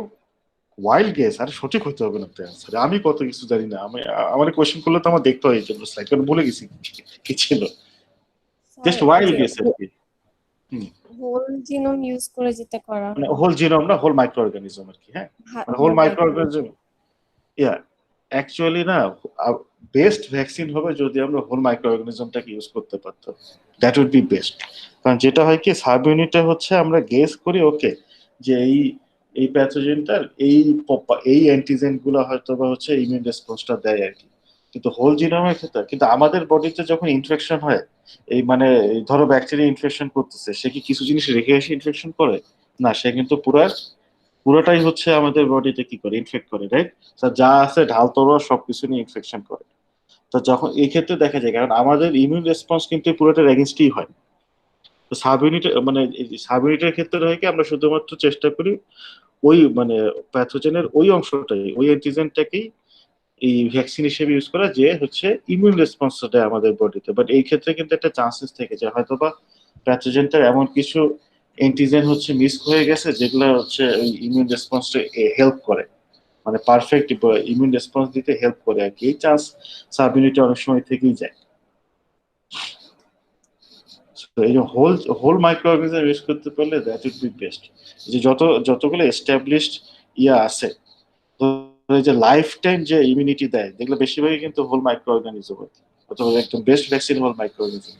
বেশিরভাগ সাব ইউনিট ভ্যাকসিনই দেখা যায় হচ্ছে তোমার করে না আর কি, অনেক সময় লাইফ লং হয়তো ইমিউনিটি দিচ্ছে না। আর খুব বেশি ভ্যাকসিন কিন্তু মার্কেটে নাই। ভ্যাকসিন নিয়ে কিন্তু ওয়ার্ল্ডে প্রচুর কাজ হয়, বাট তারপরে কয়টা ভ্যাকসিন আর আছে, হাতে হাতে গোনা যায়, রাইট? অ্যাভেলেবল ভ্যাকসিনের সংখ্যা। মানে এখন যে ধরো ভ্যাকসিনেশনে কয়টা ভ্যাকসিন দেওয়া হয়, আচ্ছা আমার না মনে নেই, ইপিআর ভ্যাকসিন কয়টা, 7টা 8টা এরকমই তো হবে, 10টার বেশি তো না ইপিআর ভ্যাকসিন। ইপিআই ভ্যাকসিন কি, এটা তো আমরা জানি সবাই, না?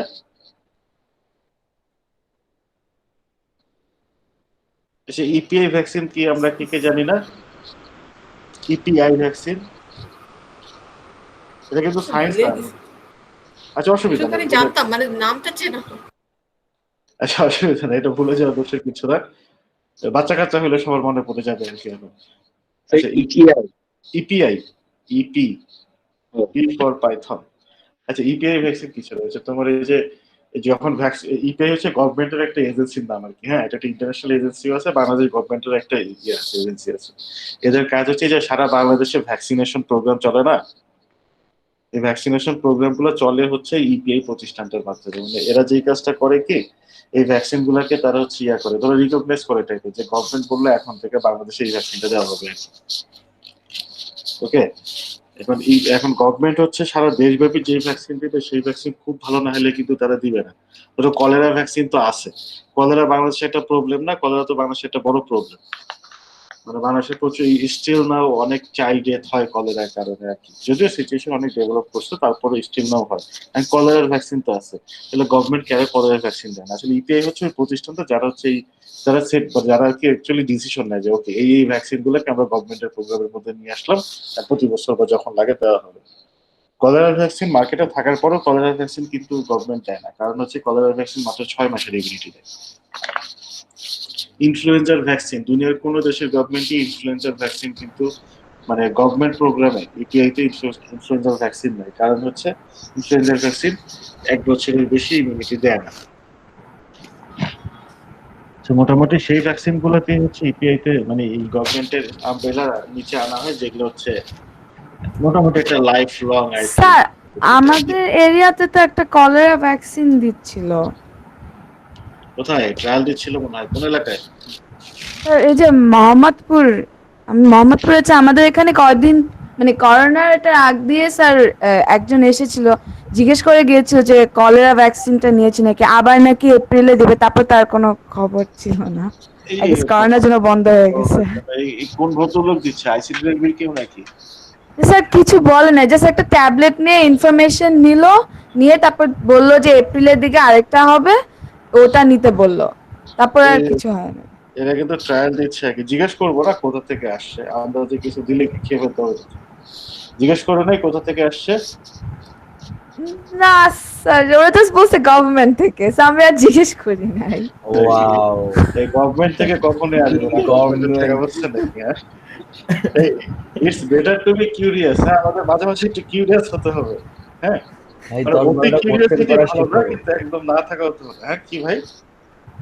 10-12টা কোশ্চেন তো করতে হয়, কোন গভর্নমেন্টের কোন সেক্টর থেকে আসছে, কেন আসছে, কি দরকার, এই ওষুধ কেন দিচ্ছে, এন্ড দেন মানুষ তো কিউরিয়াস হওয়া উচিত। ডেফিনেটলি ভাই, ওষুধ দিচ্ছে আর দিলে খাওয়া যাবে ভ্যাকসিন তো। বাংলাদেশে কিন্তু প্রচুর ড্রাগ ট্রায়াল চলে। বাংলাদেশে ড্রাগ ট্রায়াল করার একটা অন্যতম সুবিধা কি জানো? আচ্ছা, যে কোনো ধরনের ট্রায়ালে উইদাউট কনসেন্ট কিন্তু তুমি কাউকে কিছু দিতে পারবা না, নাহলে একদম ধ্বংস করে ছেড়ে দিবে আর কি। লোকজন যদি চায় তোমার ধ্বংস করে দিতে পারবে, তুমি যদি কনসেন্ট পেপার ছাড়া মানে হিউম্যান রিলেটেড এনি কাজ কনসেন্ট পেপার মাস্ট। তোমার সাবজেক্ট অবশ্যই কনসেন্ট পেপারে সাইন করতে হবে, প্রপারলি পড়ে আর কি, যেটা নিয়ম। কিন্তু বাংলাদেশের সুবিধা হচ্ছে বাংলাদেশে গিয়ে এই কনসেন্ট পেপার পড়ে, ঠিক আছে না? কেউ কনসেন্ট পেপার পড়েই বা কি বুঝবে? ওকে, এখন কথা হচ্ছে অসুস্থ হচ্ছে লোকজন, মনে হয় তাদের ড্রাগ দরকার, ডক্টর বলছে যে ভাই ওষুধ খান, ওষুধ খেয়ে ফেলে। ঠিক আছে, বাংলাদেশে এই ট্রায়াল গুলো করা ইজি। জি স্যার, আমাদের বুয়া তো করোনা ভাইরাসের ভ্যাকসিন নিয়েই আসছে। হ্যাঁ সিরিয়াস? হ্যাঁ তাই তো বলে, সে নাকি ভ্যাকসিন দেওয়া করোনা ভাইরাসের, সে নাকি কোন এলাকা থেকে দিয়ে আসছে। মানে আমরা কি বুঝাবো? আমরাই তো অশিক্ষিত, আমাদের কথা শুনেই না। কিছু বলতে গেলে আপনারা কি বুঝেন, আপনারা কি জানেন? আমি তো করোনা ভাইরাসের ভ্যাকসিন দিচ্ছি, আমি তো নিয়ে আসছি, আমার এগুলো হয় না। আচ্ছা, আমি তো কথা শুনে অবাক। তার কথা কিন্তু মানে পুরোপুরি ভুল না হওয়ার সম্ভাবনা প্রবল। বাংলাদেশে কিন্তু করোনা ভ্যাকসিনের ট্রায়াল চলতেছে। না স্যার, এটা অনেক আগে, বুয়া বাদ দেওয়ার আগে, প্রথম যখন ছড়াচ্ছিল করোনাটা। এখন তো বুয়া নাই স্যার, সব বাদ। এই মহিলাকে সবার আগে বাদ। তখনই সে বলতেছিল স্যার যে আগেই নিয়ে আসছি। আচ্ছা, অসুবিধা নেই। এলাকায় দিচ্ছে। বাংলাদেশে এখন কতজন ভ্যাকসিন বানাচ্ছে? কয়েকদিন ফেসবুকে দেখলাম কোন এলাকার এক 8ম শ্রেণীর স্টুডেন্ট নাকি। আমরা I appreciate his. Seriously sir, হ্যাঁ কোথায়? চাঁদপুর না স্যার, ফেনীর।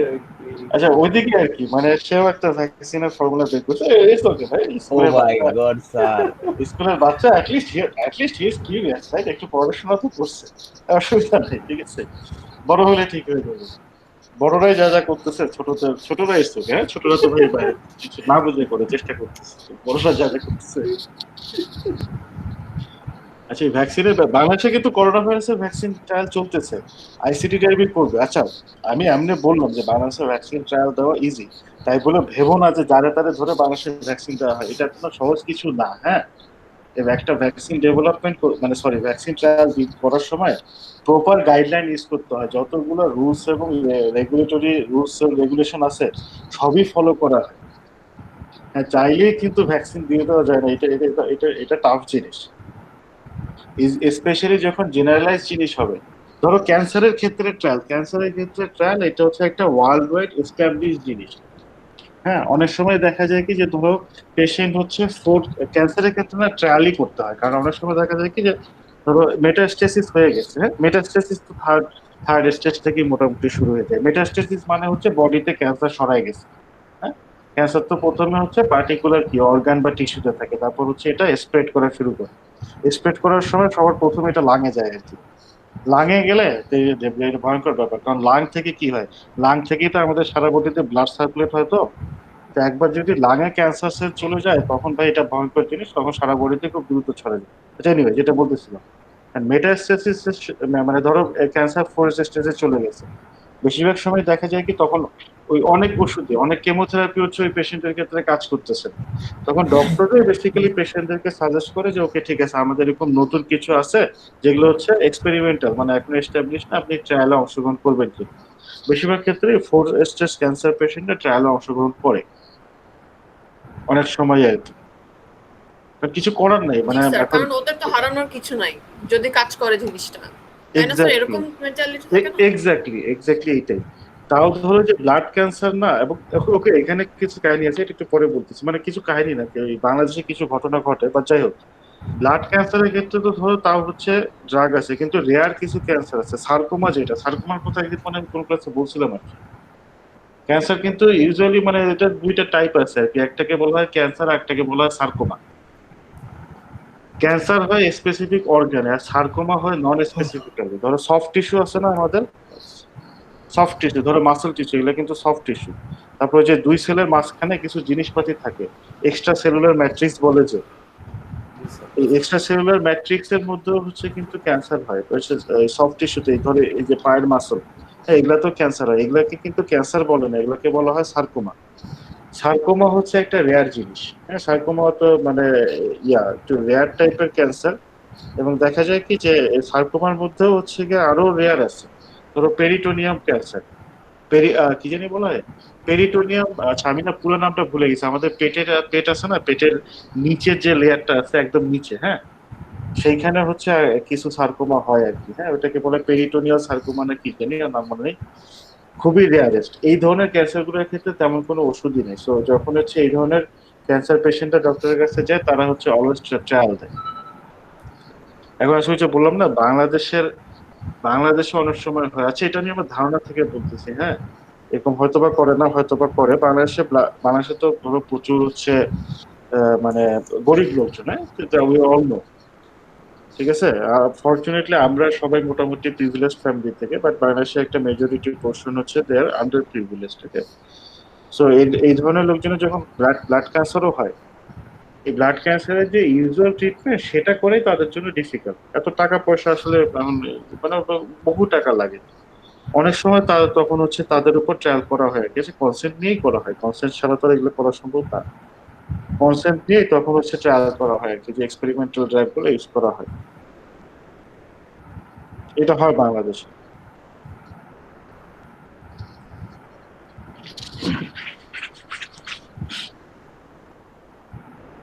ড্রাগটা, হ্যাঁ, আমি ধরো আইসিডি রেবিতে ছিলাম না, ওই সময় না অনেকের কাছ থেকে এরকম শুনছি, মানে টিটকারি টাইপের আর কি, যে তোরা তো মানুষদের ধরে ধরে ওষুধ খাওয়াস, ট্রায়াল করিস।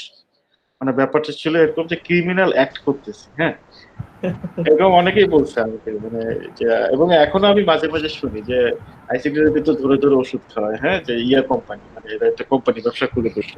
বাট ফ্যাক্ট হচ্ছে ভাই, ট্রায়াল ব্যাপারটা এরকম না, তো proper guideline and rules and regulation তো আছে, সেগুলো মেনটেন করেই তো ট্রায়ালটা করা হয়, ঠিক না? স্যার স্যার বাইরের দেশের ওষুধ company, medicine company, research company বাংলাদেশে আসে স্যার ট্রায়াল করাইতে, বিকজ বাংলাদেশের মানুষরা ইজিলি ট্রায়ালের জন্য হয় অ্যাপ্রুভাল দেয়। অ্যান্ড অনেক সময় বড় বড় কোম্পানিকে ধরে যাতে ওদের করা না লাগে, অ্যাপ্রুভাল করা না লাগে, ওরা একটা সার্টেন এরিয়াতে যায়, ওই এরিয়ার কতগুলি 100 জন মানুষ আছে, একটা ভিলেজ, ওইখানে 100 জন মানুষকে ট্রায়াল দেয়, দেন রেজাল্টটা ওদের কাছে পাস করে। ইভেন মেইনলি এই কাজগুলি করে এনভায়রনমেন্টালিস্ট এবং এনভায়রনমেন্ট সেক্টরে যারা আছে তারা। সেটা অবশ্য একটু হয়। হ্যাঁ, এটা আমি অস্বীকার করবো না, নাফির একটু কথা। না স্যার, অনেক হয় স্যার, অনেক। কিন্তু এই যে আইসিডিআরবি যে ট্রায়াল গুলা করে না, একদম প্রতিটা ট্রায়াল কিন্তু 100% প্রপার ওয়েতে হয়। কারণ একটা জিনিস কি, ধরো তোমার একটা মেডিসিন কোম্পানি আছে, হ্যাঁ, তুমি ড্রাগ ডেভেলপ করছো, ট্রায়াল করতে চাচ্ছ, তোমাকে তো ট্রায়ালের রিপোর্ট পাবলিশ করতে হবে। তুমি যদি proper guideline, proper rules and regulation follow না করে ট্রায়াল করো, তুমি তো পাবলিশ করতে পারতো না। পাবলিশ করতে না পারলে কিন্তু আনপাবলিশ ট্রায়াল ডেটা দিয়ে তুমি তোমার ওষুধ মার্কেটে দিতে পারবে না। ওকে। জি স্যার, ওইটা তো অবভিয়াসলি স্যার, আমি তো এই জন্য বললাম এনজিওস এন্ড আদার সেক্টরস। হ্যাঁ, এনজিও গুলো এই কাজটা করে অনেক সময়। Okay, that's unfortunate, but they do that. বাংলাদেশে তো মানে হাজার হাজার লাখ লাখ এনজিও আছে, right? They sometimes do that. Easy money sir, easy But money. বাইরের থেকে ফান্ডিং উঠায়, yeah, এক কোম্পানি থেকে ফান্ডিং উঠায়, তারপর গায়েব হয়ে যায়। but ইয়া কিন্তু এই কাজ কখনোই করে না, আইসিডিডিআরবিতে এই কাজ কখনোই হয় না। তারা সব ট্রায়াল করে, মানে সব রুলস এন্ড রেগুলেশন মেনে তারা ট্রায়াল গুলো করে। হ্যাঁ, জি স্যার। আবার ট্রায়াল কিন্তু যেমন অনেক সময় যেটা হয়, সিআরও বলে আর কি, কন্ট্রাক্ট রিসার্চ অর্গানাইজেশন আছে প্রচুর, যারা আসলে নিজেদের কোনো ল্যাব নাই, কিছু নাই, কিন্তু কন্ট্রাক্ট রিসার্চ অর্গানাইজেশন গুলো ডিফারেন্ট কাজ আছে।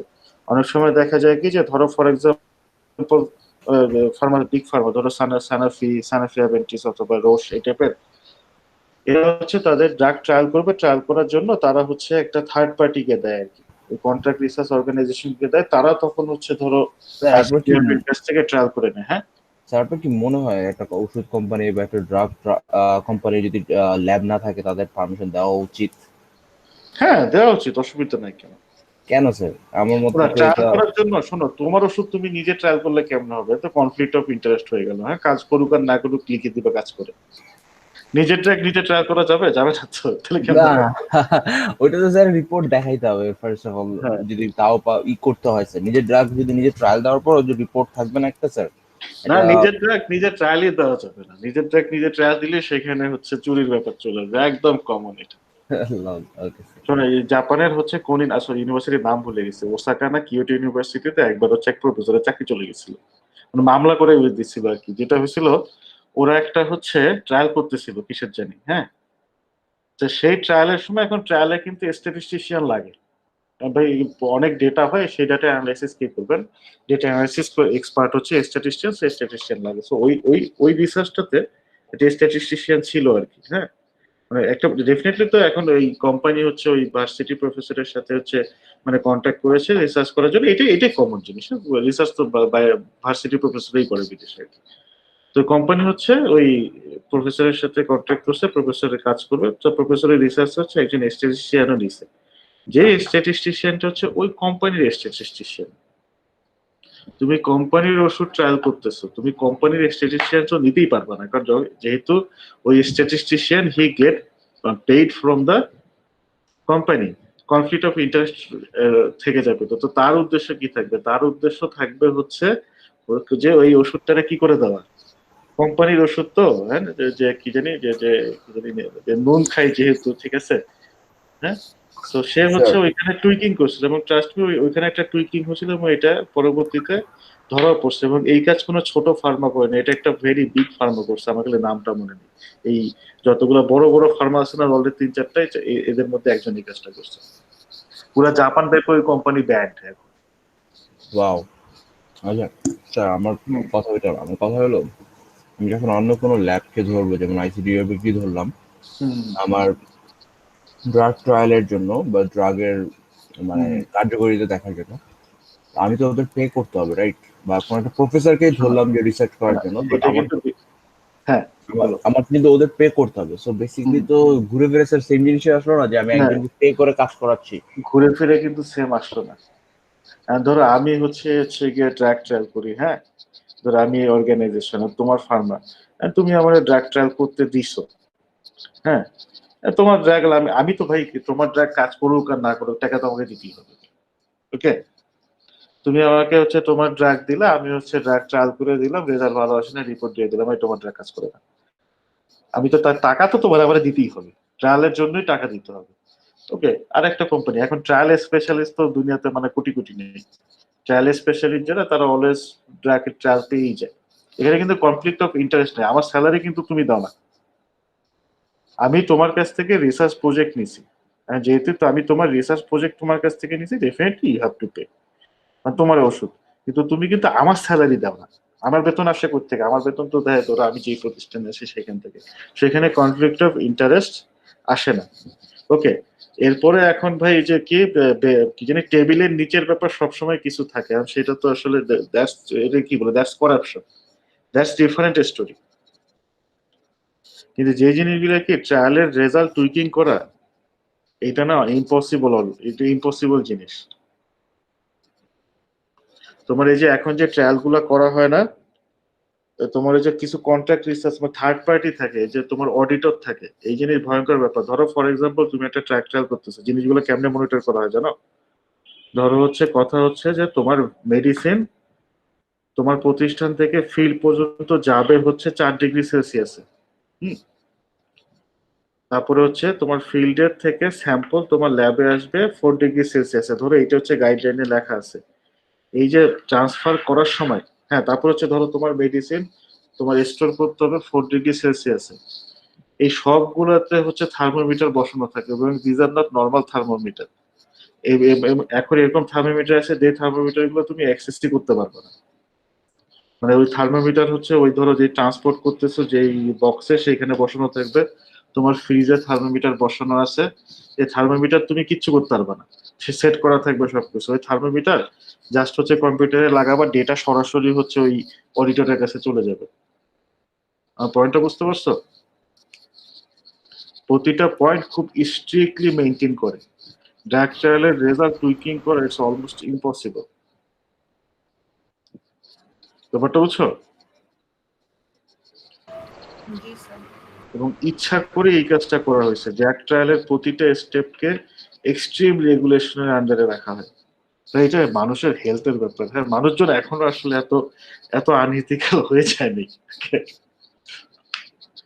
যেটা করে মানুষ, হ্যাঁ, রেজাল্টটা ডিফারেন্ট ওয়েতে তুমি বলতে পারো, কিন্তু রেজাল্ট কেউ চেঞ্জ করে না। রেজাল্ট ডিফারেন্ট ওয়েতে বলার ব্যাপারটা কি, আচ্ছা ধরো তুমি একটা ড্রাগ ট্রায়াল দিলা, হ্যাঁ, এখন বা ভ্যাকসিন ট্রায়াল দিলা, দিয়ে দেখলা যে 40% লোকের ক্ষেত্রে কাজ করে, 60%-এর ক্ষেত্রে এটা কাজ করে না। এখন তুমি যদি তোমার রেজাল্ট ডেটা পাবলিশ করো, মানে তুমি যদি কথাটা এভাবে বলো, okay, this drug or this vaccine works for 40% people, শুনতে কেমন লাগে না? ভাই এত কষ্ট করে আমি এত টাকা দিয়ে ড্রাগ কেন দিব যদি মাত্র 40% কেজে কাজ করে? এই কথাটা একটু ঘুরায় বলো, যে this drug or vaccine can save life of 40% people. একই ওয়াও, জিনিস কিন্তু কি ঘুরায় বলছো, মার্কেটিং! হ্যাঁ। ওকে, এখন তুমি ওয়ার্ড কি ইউজ করছো, জীবন বাঁচাতে পারে 40টা লোক, হ্যাঁ। কি মার্কেটিং স্যার! তোমার তো রেজাল্ট ট্রেকিং করার দরকার নেই, তুমি এই কথাটা হচ্ছে হবে, এই কথাটা কাজ হয়, দরকার নেই। তবে তুমি বুঝতে পারে এই কাজ হয়, একটু ডিফারেন্ট ওয়েতে বললো যে ওকে 40%, সিঙ্গেল লাইফ, আই মিন একটা জীবনও কি, মানে single life matters, right?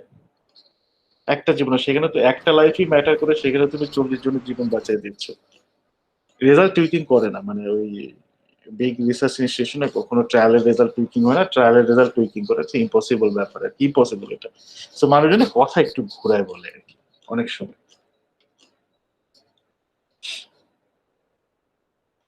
Sir vaccine ট্রায়ালের তো কয়েকটা ফেজ থাকে, যে 3টা ফেজ বা 4টা ফেজ এরকম থাকে। এখন কোনো হ্যাঁ, ভ্যাকসিন ট্রায়ালের ধরেন 2টা ফেজ সাকসেসফুল হলো, এরপরে কি সে প্রোডাকশনের জন্য মানে তৈরি করে ফেলতে পারে, পারমিশন না পেয়ে যেতে না পারে?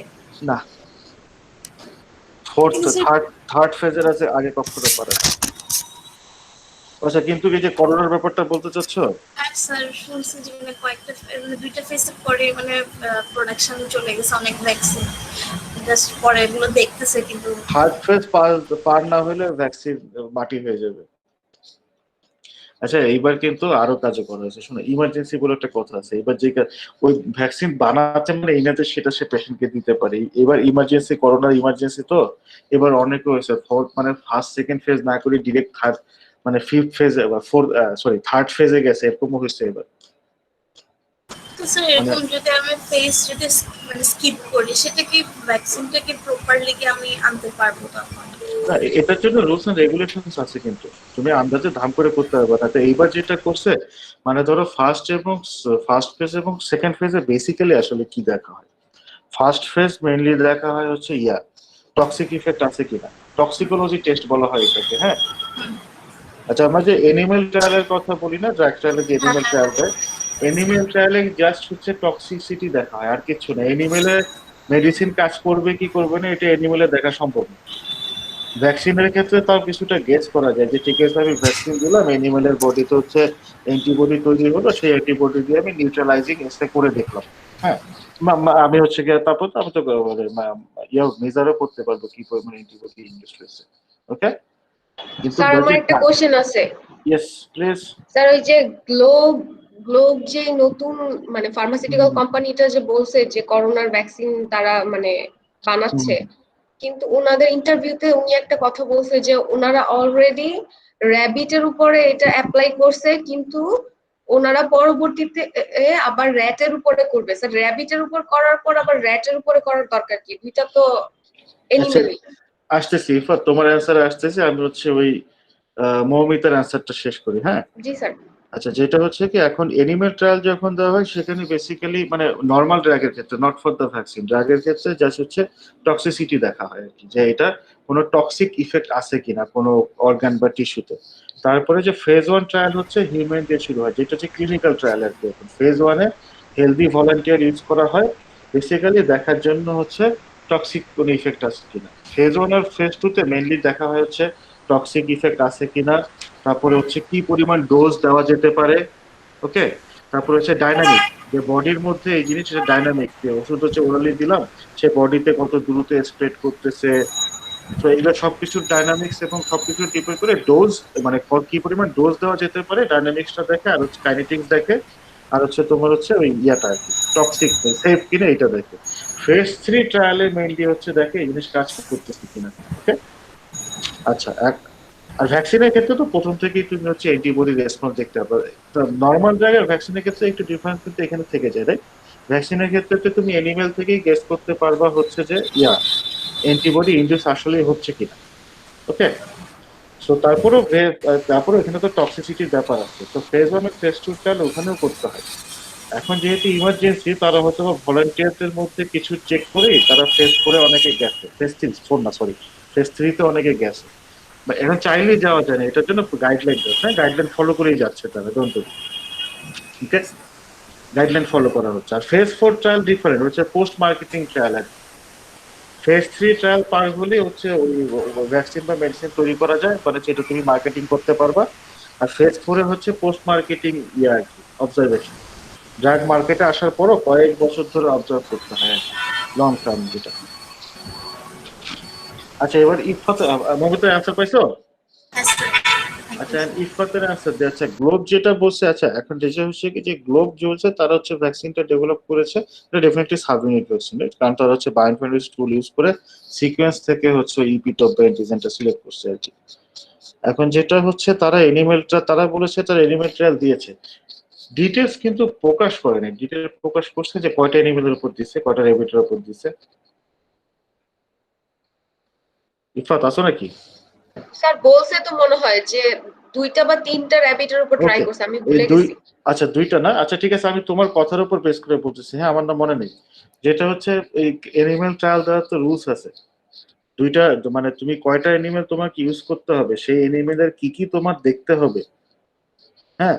এখন সেই রুলসটা, এখন এটা আমাদের দেশে না একটা প্রবলেম কি, যে মানে কি বল, মানে এই টোটাল ইনফরমেশনটা রিভিল করা হয় না অনেক সময়। টোটাল ইনফরমেশনটা তো দরকার, নাহলে কেমন হবে।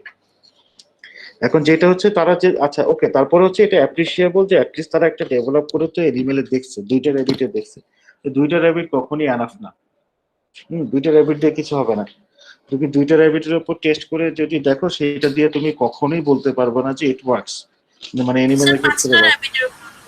ও যে 5টা ইজ নট এনাফ। তোমার এগুলোর প্রপার গাইডলাইন আছে, হ্যাঁ, যে তুমি। তাহলে স্যার ওনারা স্যার এই যে 5টা র্যাবিটের উপরে করলো, করেই স্যার কিভাবে প্রেস ব্রিফিং করে বলে দিল যে আমরা সাকসেসফুল হইছি ভ্যাকসিন ডেভেলপ করায়? আচ্ছা, তারা কিন্তু বলে নাই যে এই ভ্যাকসিন কাজ করবে হিউম্যানে, হ্যাঁ? করবেই বলে নাই, বাট স্যার এমনি প্রেস ব্রিফিং করে আছে, ঢোল বাজানোটা একটু কেমন জানি হয়ে গেল। এটা খুবই ইম্পর্টেন্ট একটা মার্কেটিং, বিকজ কেউ যদি ওর আগে আবিষ্কার করে ফেলে তাহলে সে স্পটটা নিয়ে নেবে, আর মার্কেটিং করে সে যদি আগে প্রেস রিলিজ করে তখন সে মার্কেটিংটা ধরে রাখতেছে এবং সে বলে রাখতেছে যে আমি ভ্যাকসিন আবিষ্কার করব। এটা একটা টেকনিক, এটা বলে লাভ নেই। আচ্ছা, বাংলাদেশের মতো পলিটিক্যাল মানে ইনফ্লুয়েন্সিয়াল কান্ট্রিতে এইসব জিনিস আরো বেশি দরকার। আচ্ছা, যেটা হচ্ছে কি যে তোমরা অনেকে না গেস করতে পারো, সাফিন কিছু হিন্টস দিছে, যাই হোক আমরা ওগুলো নিয়ে এখানে বেশি আলোচনা না করি, হ্যাঁ? রেকর্ডেড ক্লাস তো, আর যেগুলো হচ্ছে এই ব্যাপারগুলো নিয়ে ওপেনলি কথা বলা যাবে না, হ্যাঁ? যদি ক্লাসে থাকতাম তাহলে হয়তো বলতাম, এখানে নাই বলি, এগুলো তোমরা জানো আর কি, হ্যাঁ? এক এক দেশের স্ট্যাটিস্টিকটা এক এক রকম হইতে পারে। আমাদের Okay. স্ট্র্যাটেজি এরকম করার আমাদের দেশে একটু মিডিয়া গরম না করলে না কোনো কিছু হয় না। একটু কি বললাম, একটু মিডিয়া গরম না করতে মানে স্যার আমি এইটাই বুঝি না যে ওনারা অলরেডি অ্যানিমালের উপর ট্রায়াল দিছে, তাইলে স্যার পরবর্তী স্টেপ তো মনে হয় হিউম্যান ট্রায়াল হওয়া উচিত, না না না, কিন্তু শোনো, তারা এনিম্যাল আবার ট্রায়াল, র্যাটের উপরে দিবে কেন? দেখো এনিম্যাল ট্রায়াল তারা কই দিছে, তারা হচ্ছে যে 5টা রেবিটের উপর চেক করছে, এটা কিন্তু এনিম্যাল ট্রায়াল বলে না। এনিম্যাল ট্রায়ালের প্রপার গাইডলাইন ফলো করতে হবে, তো রুলস এন্ড রেগুলেশন আছে, ওকে? যে তোমার এনিমেলের উপর তুমি কয়টা এনিমেল, এগুলো কিন্তু একদম গাইডলাইন সেট করা, যে ঠিক আছে তোমার এই ভ্যাকসিন তোমার কয়টা এনিমেল ইউজ করতে হবে, এই এনিমেলের মধ্যে কয়টা হচ্ছে তোমার টেস্ট এনিমেল হবে, কয়টা তোমার হচ্ছে হচ্ছে কি জানি যে প্লাসেবো বলে না, কন্ট্রোল হবে, হ্যাঁ? কেস হবে কয়টা, কন্ট্রোল হবে কয়টা, কয়টা এনিমেলে তুমি হচ্ছে যে কি দেখবা, কারণ ধরো তুমি হচ্ছে ইমিউন রেসপন্স দেখলেই তো হবে না, তোমার হচ্ছে টক্সিসিটিও দেখতে হবে, রাইট? কোনো অ্যাডভার্স ইফেক্ট করতেছে কিনা, সেগুলো সব কিছু একদম গাইডলাইন সেট করে, এগুলো গাইডলাইনে আছে, তো তোমাকে তো সেটা ফলো করতে হবে। এখানে আরেকটা কাহিনী আছে, জিএলপি আর উইদাউট জিএলপি। জিএলপির নাম তো শুনছ, হ্যাঁ? এটা বলে আসলে ক্লাস শেষ করে দিব, গুড ল্যাবরেটরি প্র্যাকটিস, ওকে?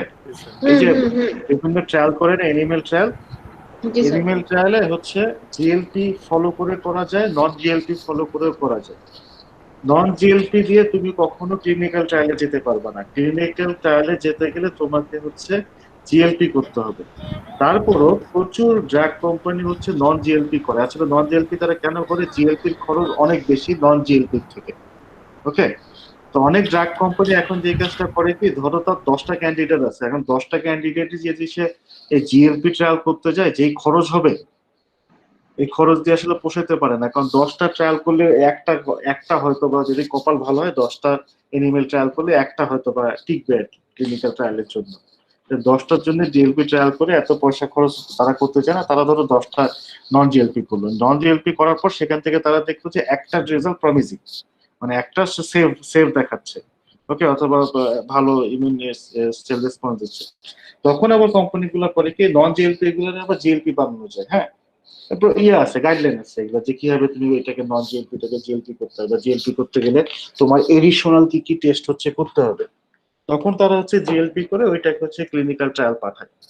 তো এই যে গ্লোব যে ধরো ভ্যাকসিনটা ডেভেলপ করে, এই যে তারা এনিমেলের টেস্ট করছে, তারা আসলে কিভাবে করছে, তারা কি প্রপার এনিমেল ট্রায়াল নিয়ে, 5টা এনিমেল দিয়ে যে করছে, ডেফিনেটলি তারা এনিমেল ট্রায়ালের মানে ইউজুয়াল এনিমেল ট্রায়ালটা করেনি, যে তারা জাস্ট চেক করছে যে আসলে এনিমেলের মধ্যে দিতে পারে কিনা, ওকে? সো এখন তারা যেটা করবে, যেহেতু 5টা এনিমেলে তারা পজিটিভ রেজাল্ট দিচ্ছে, সো দ্যাটস ওয়াই তারা এখন হচ্ছে এনিমেল ট্রায়াল চালাবে র্যাটের উপর আর কি। আমার পয়েন্টটা বুঝতে পারছো? জি স্যার। কিন্তু স্যার এটা করার জন্য কি স্যার আবার কোনো পারমিশন নিতে হয় কোথাও থেকে, যে এনিমালের উপর ট্রায়াল দেওয়ার আগে? আচ্ছা, এনিমেলের উপর ট্রায়াল দেওয়ার পারমিশন তো নিতেই হয়, ইয়াদের এই পারমিশনটা থাকে আর কি। তোমার এই এনিমেল ট্রায়াল যে যে দিবে, তার সেই কোম্পানির কিন্তু একটা পারমিশন থাকতে হয়। এই দুনিয়ার এরকম বেশ কিছু কোম্পানি আছে যারা হচ্ছে ক্লিনিক্যাল, এই প্রি ক্লিনিক্যাল ট্রায়াল দেয় আর কি, হ্যাঁ? এনিমেল ট্রায়াল দেয়, এরকম কোম্পানি আছে, দে হ্যাভ দ্য প্রপার হচ্ছে কি বলে ওই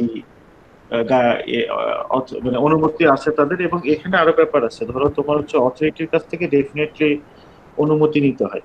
এই যে ধরো তুমি তুমি ওষুধ ডেভেলপ করছো, ক্লিনিক্যাল কোম্পানির দিছো, ট্রায়াল হবে, ব্যাপারগুলো তো সিম্পল না, প্রচুর ডকুমেন্টেশনের ব্যাপার আছে, তোমাকে হচ্ছে কিন্তু ডিফাইন করতে হবে যে তুমি কোন ডেভেলপ করছো, কেন তুমি এটা ট্রায়াল করতেছো। মানে ধরো ইচ্ছা হলো আর 100টা র্যাবিট মেরে ফেললাম, তাহলে হবে না, ইথিক্যাল ইস্যুস আছে এখানে, হ্যাঁ? তোমাকে জাস্টিফাই করতে হবে, এগুলাকে বলে তোমার ওই মানে তোমাকে তো এইটাও কিন্তু একটা প্রজেক্ট, তোমাকে প্রজেক্ট প্রপোজাল রেডি করতে হবে, ওকে, সেই প্রজেক্ট জি স্যার। প্রপোজালে সবকিছু জাস্টিফাই করতে হবে, ওকে, প্রপার অথরিটির কাছ থেকে অনুমতি নিতে হবে। এটা ইম্পর্টেন্ট, হ্যাঁ, যে এনিমেল হচ্ছে মানে এনিমেল হয়েছে দেখি ধরবা আর ওষুধ খাওয়া মেরে ফেলবো, তাই না হবে। স্যার বাংলাদেশে তো বাসায় বাসায় এমনি মারে স্যার, ওষুধ দিয়ে রাখে পরে খেয়ে মরে যায়। কত ইঁদুর মেরে ফেললো আমাদের বাসায়। সেইটা তো ডিফারেন্ট ইঁদুর, ডিফারেন্ট ইস্যু ভাই। ইঁদুর বাসা সবকিছু কেটে খেয়ে ফেলতেছে, তাইলে ওটা তো ভালো কথা বলছিস। আচ্ছা, এই বাসার বাড়ির ইঁদুর দিয়ে তো ইয়ে হবে না, ওটাতে research হবে কেমিক্যাল না। রিসার্চ হবেও না, ইম্পসিবল, বিকজ ওগুলি যে পরিমাণে জিনিস খাইছে ওগুলি কোনো রকমেরই নেই মানে নর্মাল যে আমরা ব্যালেন্সড ইমিউনিটি চাচ্ছি একটা র্যাট থেকে, ওইটার জন্য আলাদা করে র্যাট নিতে হয়। এই জন্য স্যার একটা ইনস্টিটিউশনও আছে মনে হয়, অনেক আছে। হ্যাঁ, না, যারা র্যাট সাপ্লাই দেয়,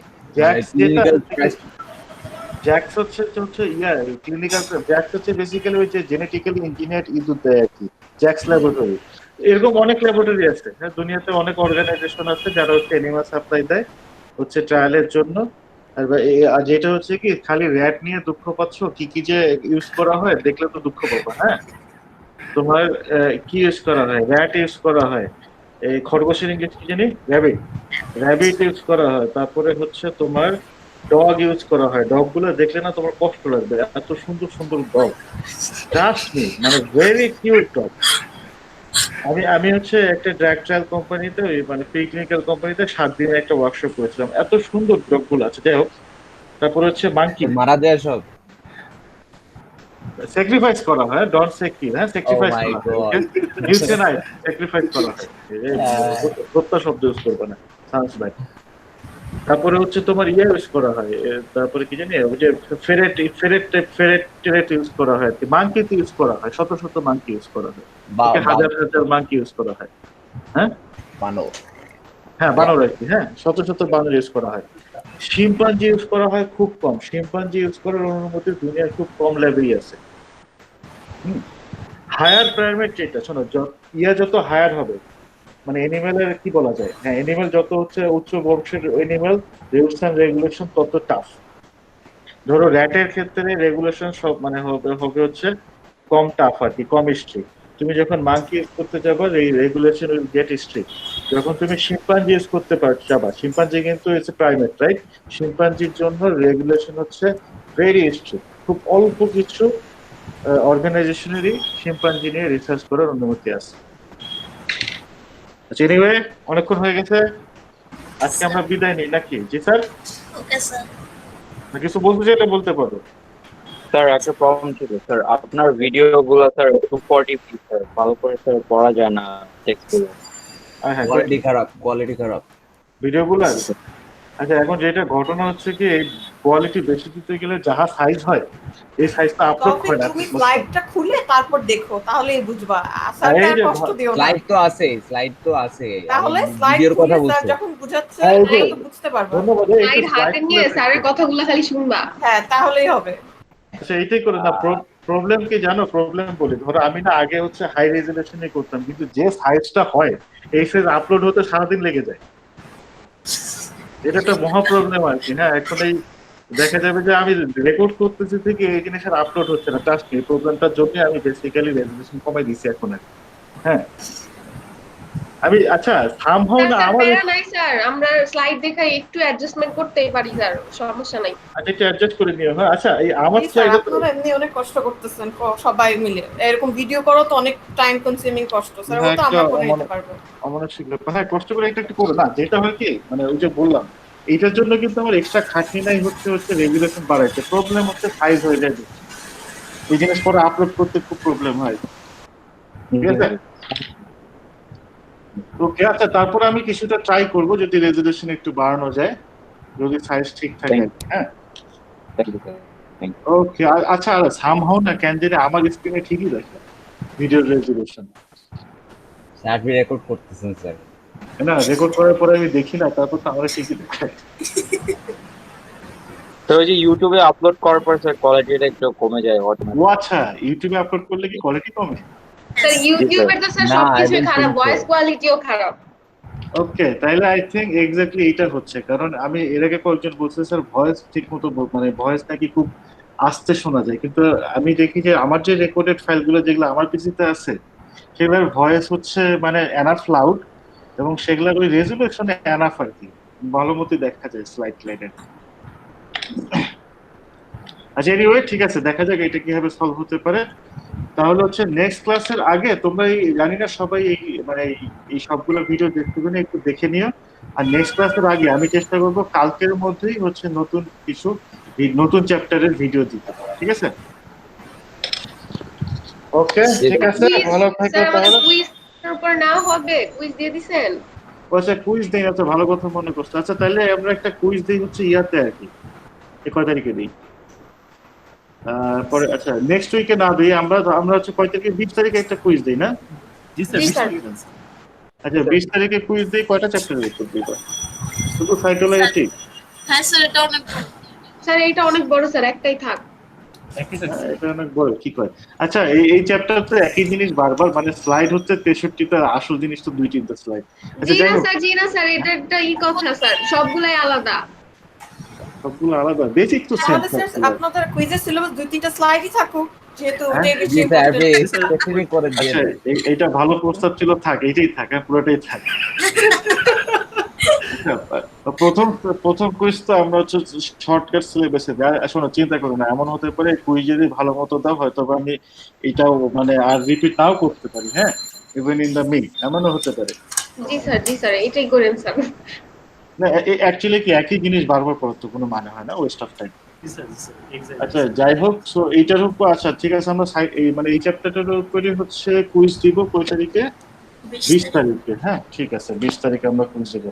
ও আরেকটা জিনিস, ওই এটা প্রথমে বলছিলাম, ওই ইয়াতে গুগল ক্লাসরুমে একটা ক্লাস মানে ওপেন করছি আর কি, হ্যাঁ ওইটার হচ্ছে আমি ইনভাইট পাঠাতে পারিনি, মানে টেকনিক্যাল প্রবলেম কেন জানি যাচ্ছিল না। বাক্সে এই গুগল ক্লাস এটা কোডটা দেওয়া আছে, হ্যাঁ এই ক্লাসরুমটা, তোমরা হচ্ছে ওই গুগল ক্লাসরুমে একটু তোমরা মানে ইনভলভ হয়ে যাবে। এই গুগল ক্লাসরুম হচ্ছে ফর ব্যাকআপ, এবং ওই অ্যানাউন্সমেন্ট থাকলে আমি গুগল ক্লাসরুমে দিব, ঠিক আছে? বাক্সে কোড দেওয়া আছে গুগল ক্লাসরুমে, ওই কোড দিয়েই তোমরা এনরোল করতে পারবে। আর এটা তো জি সুইটের মেইল দিয়ে লগইন করা যায় না। ও জি সুইটের মেল দিয়ে লগ ইন করা যাবে না, সরি এটা বলতে ভুলে গেছি, তোমাদের পার্সোনাল জিমেল ইউজ করো।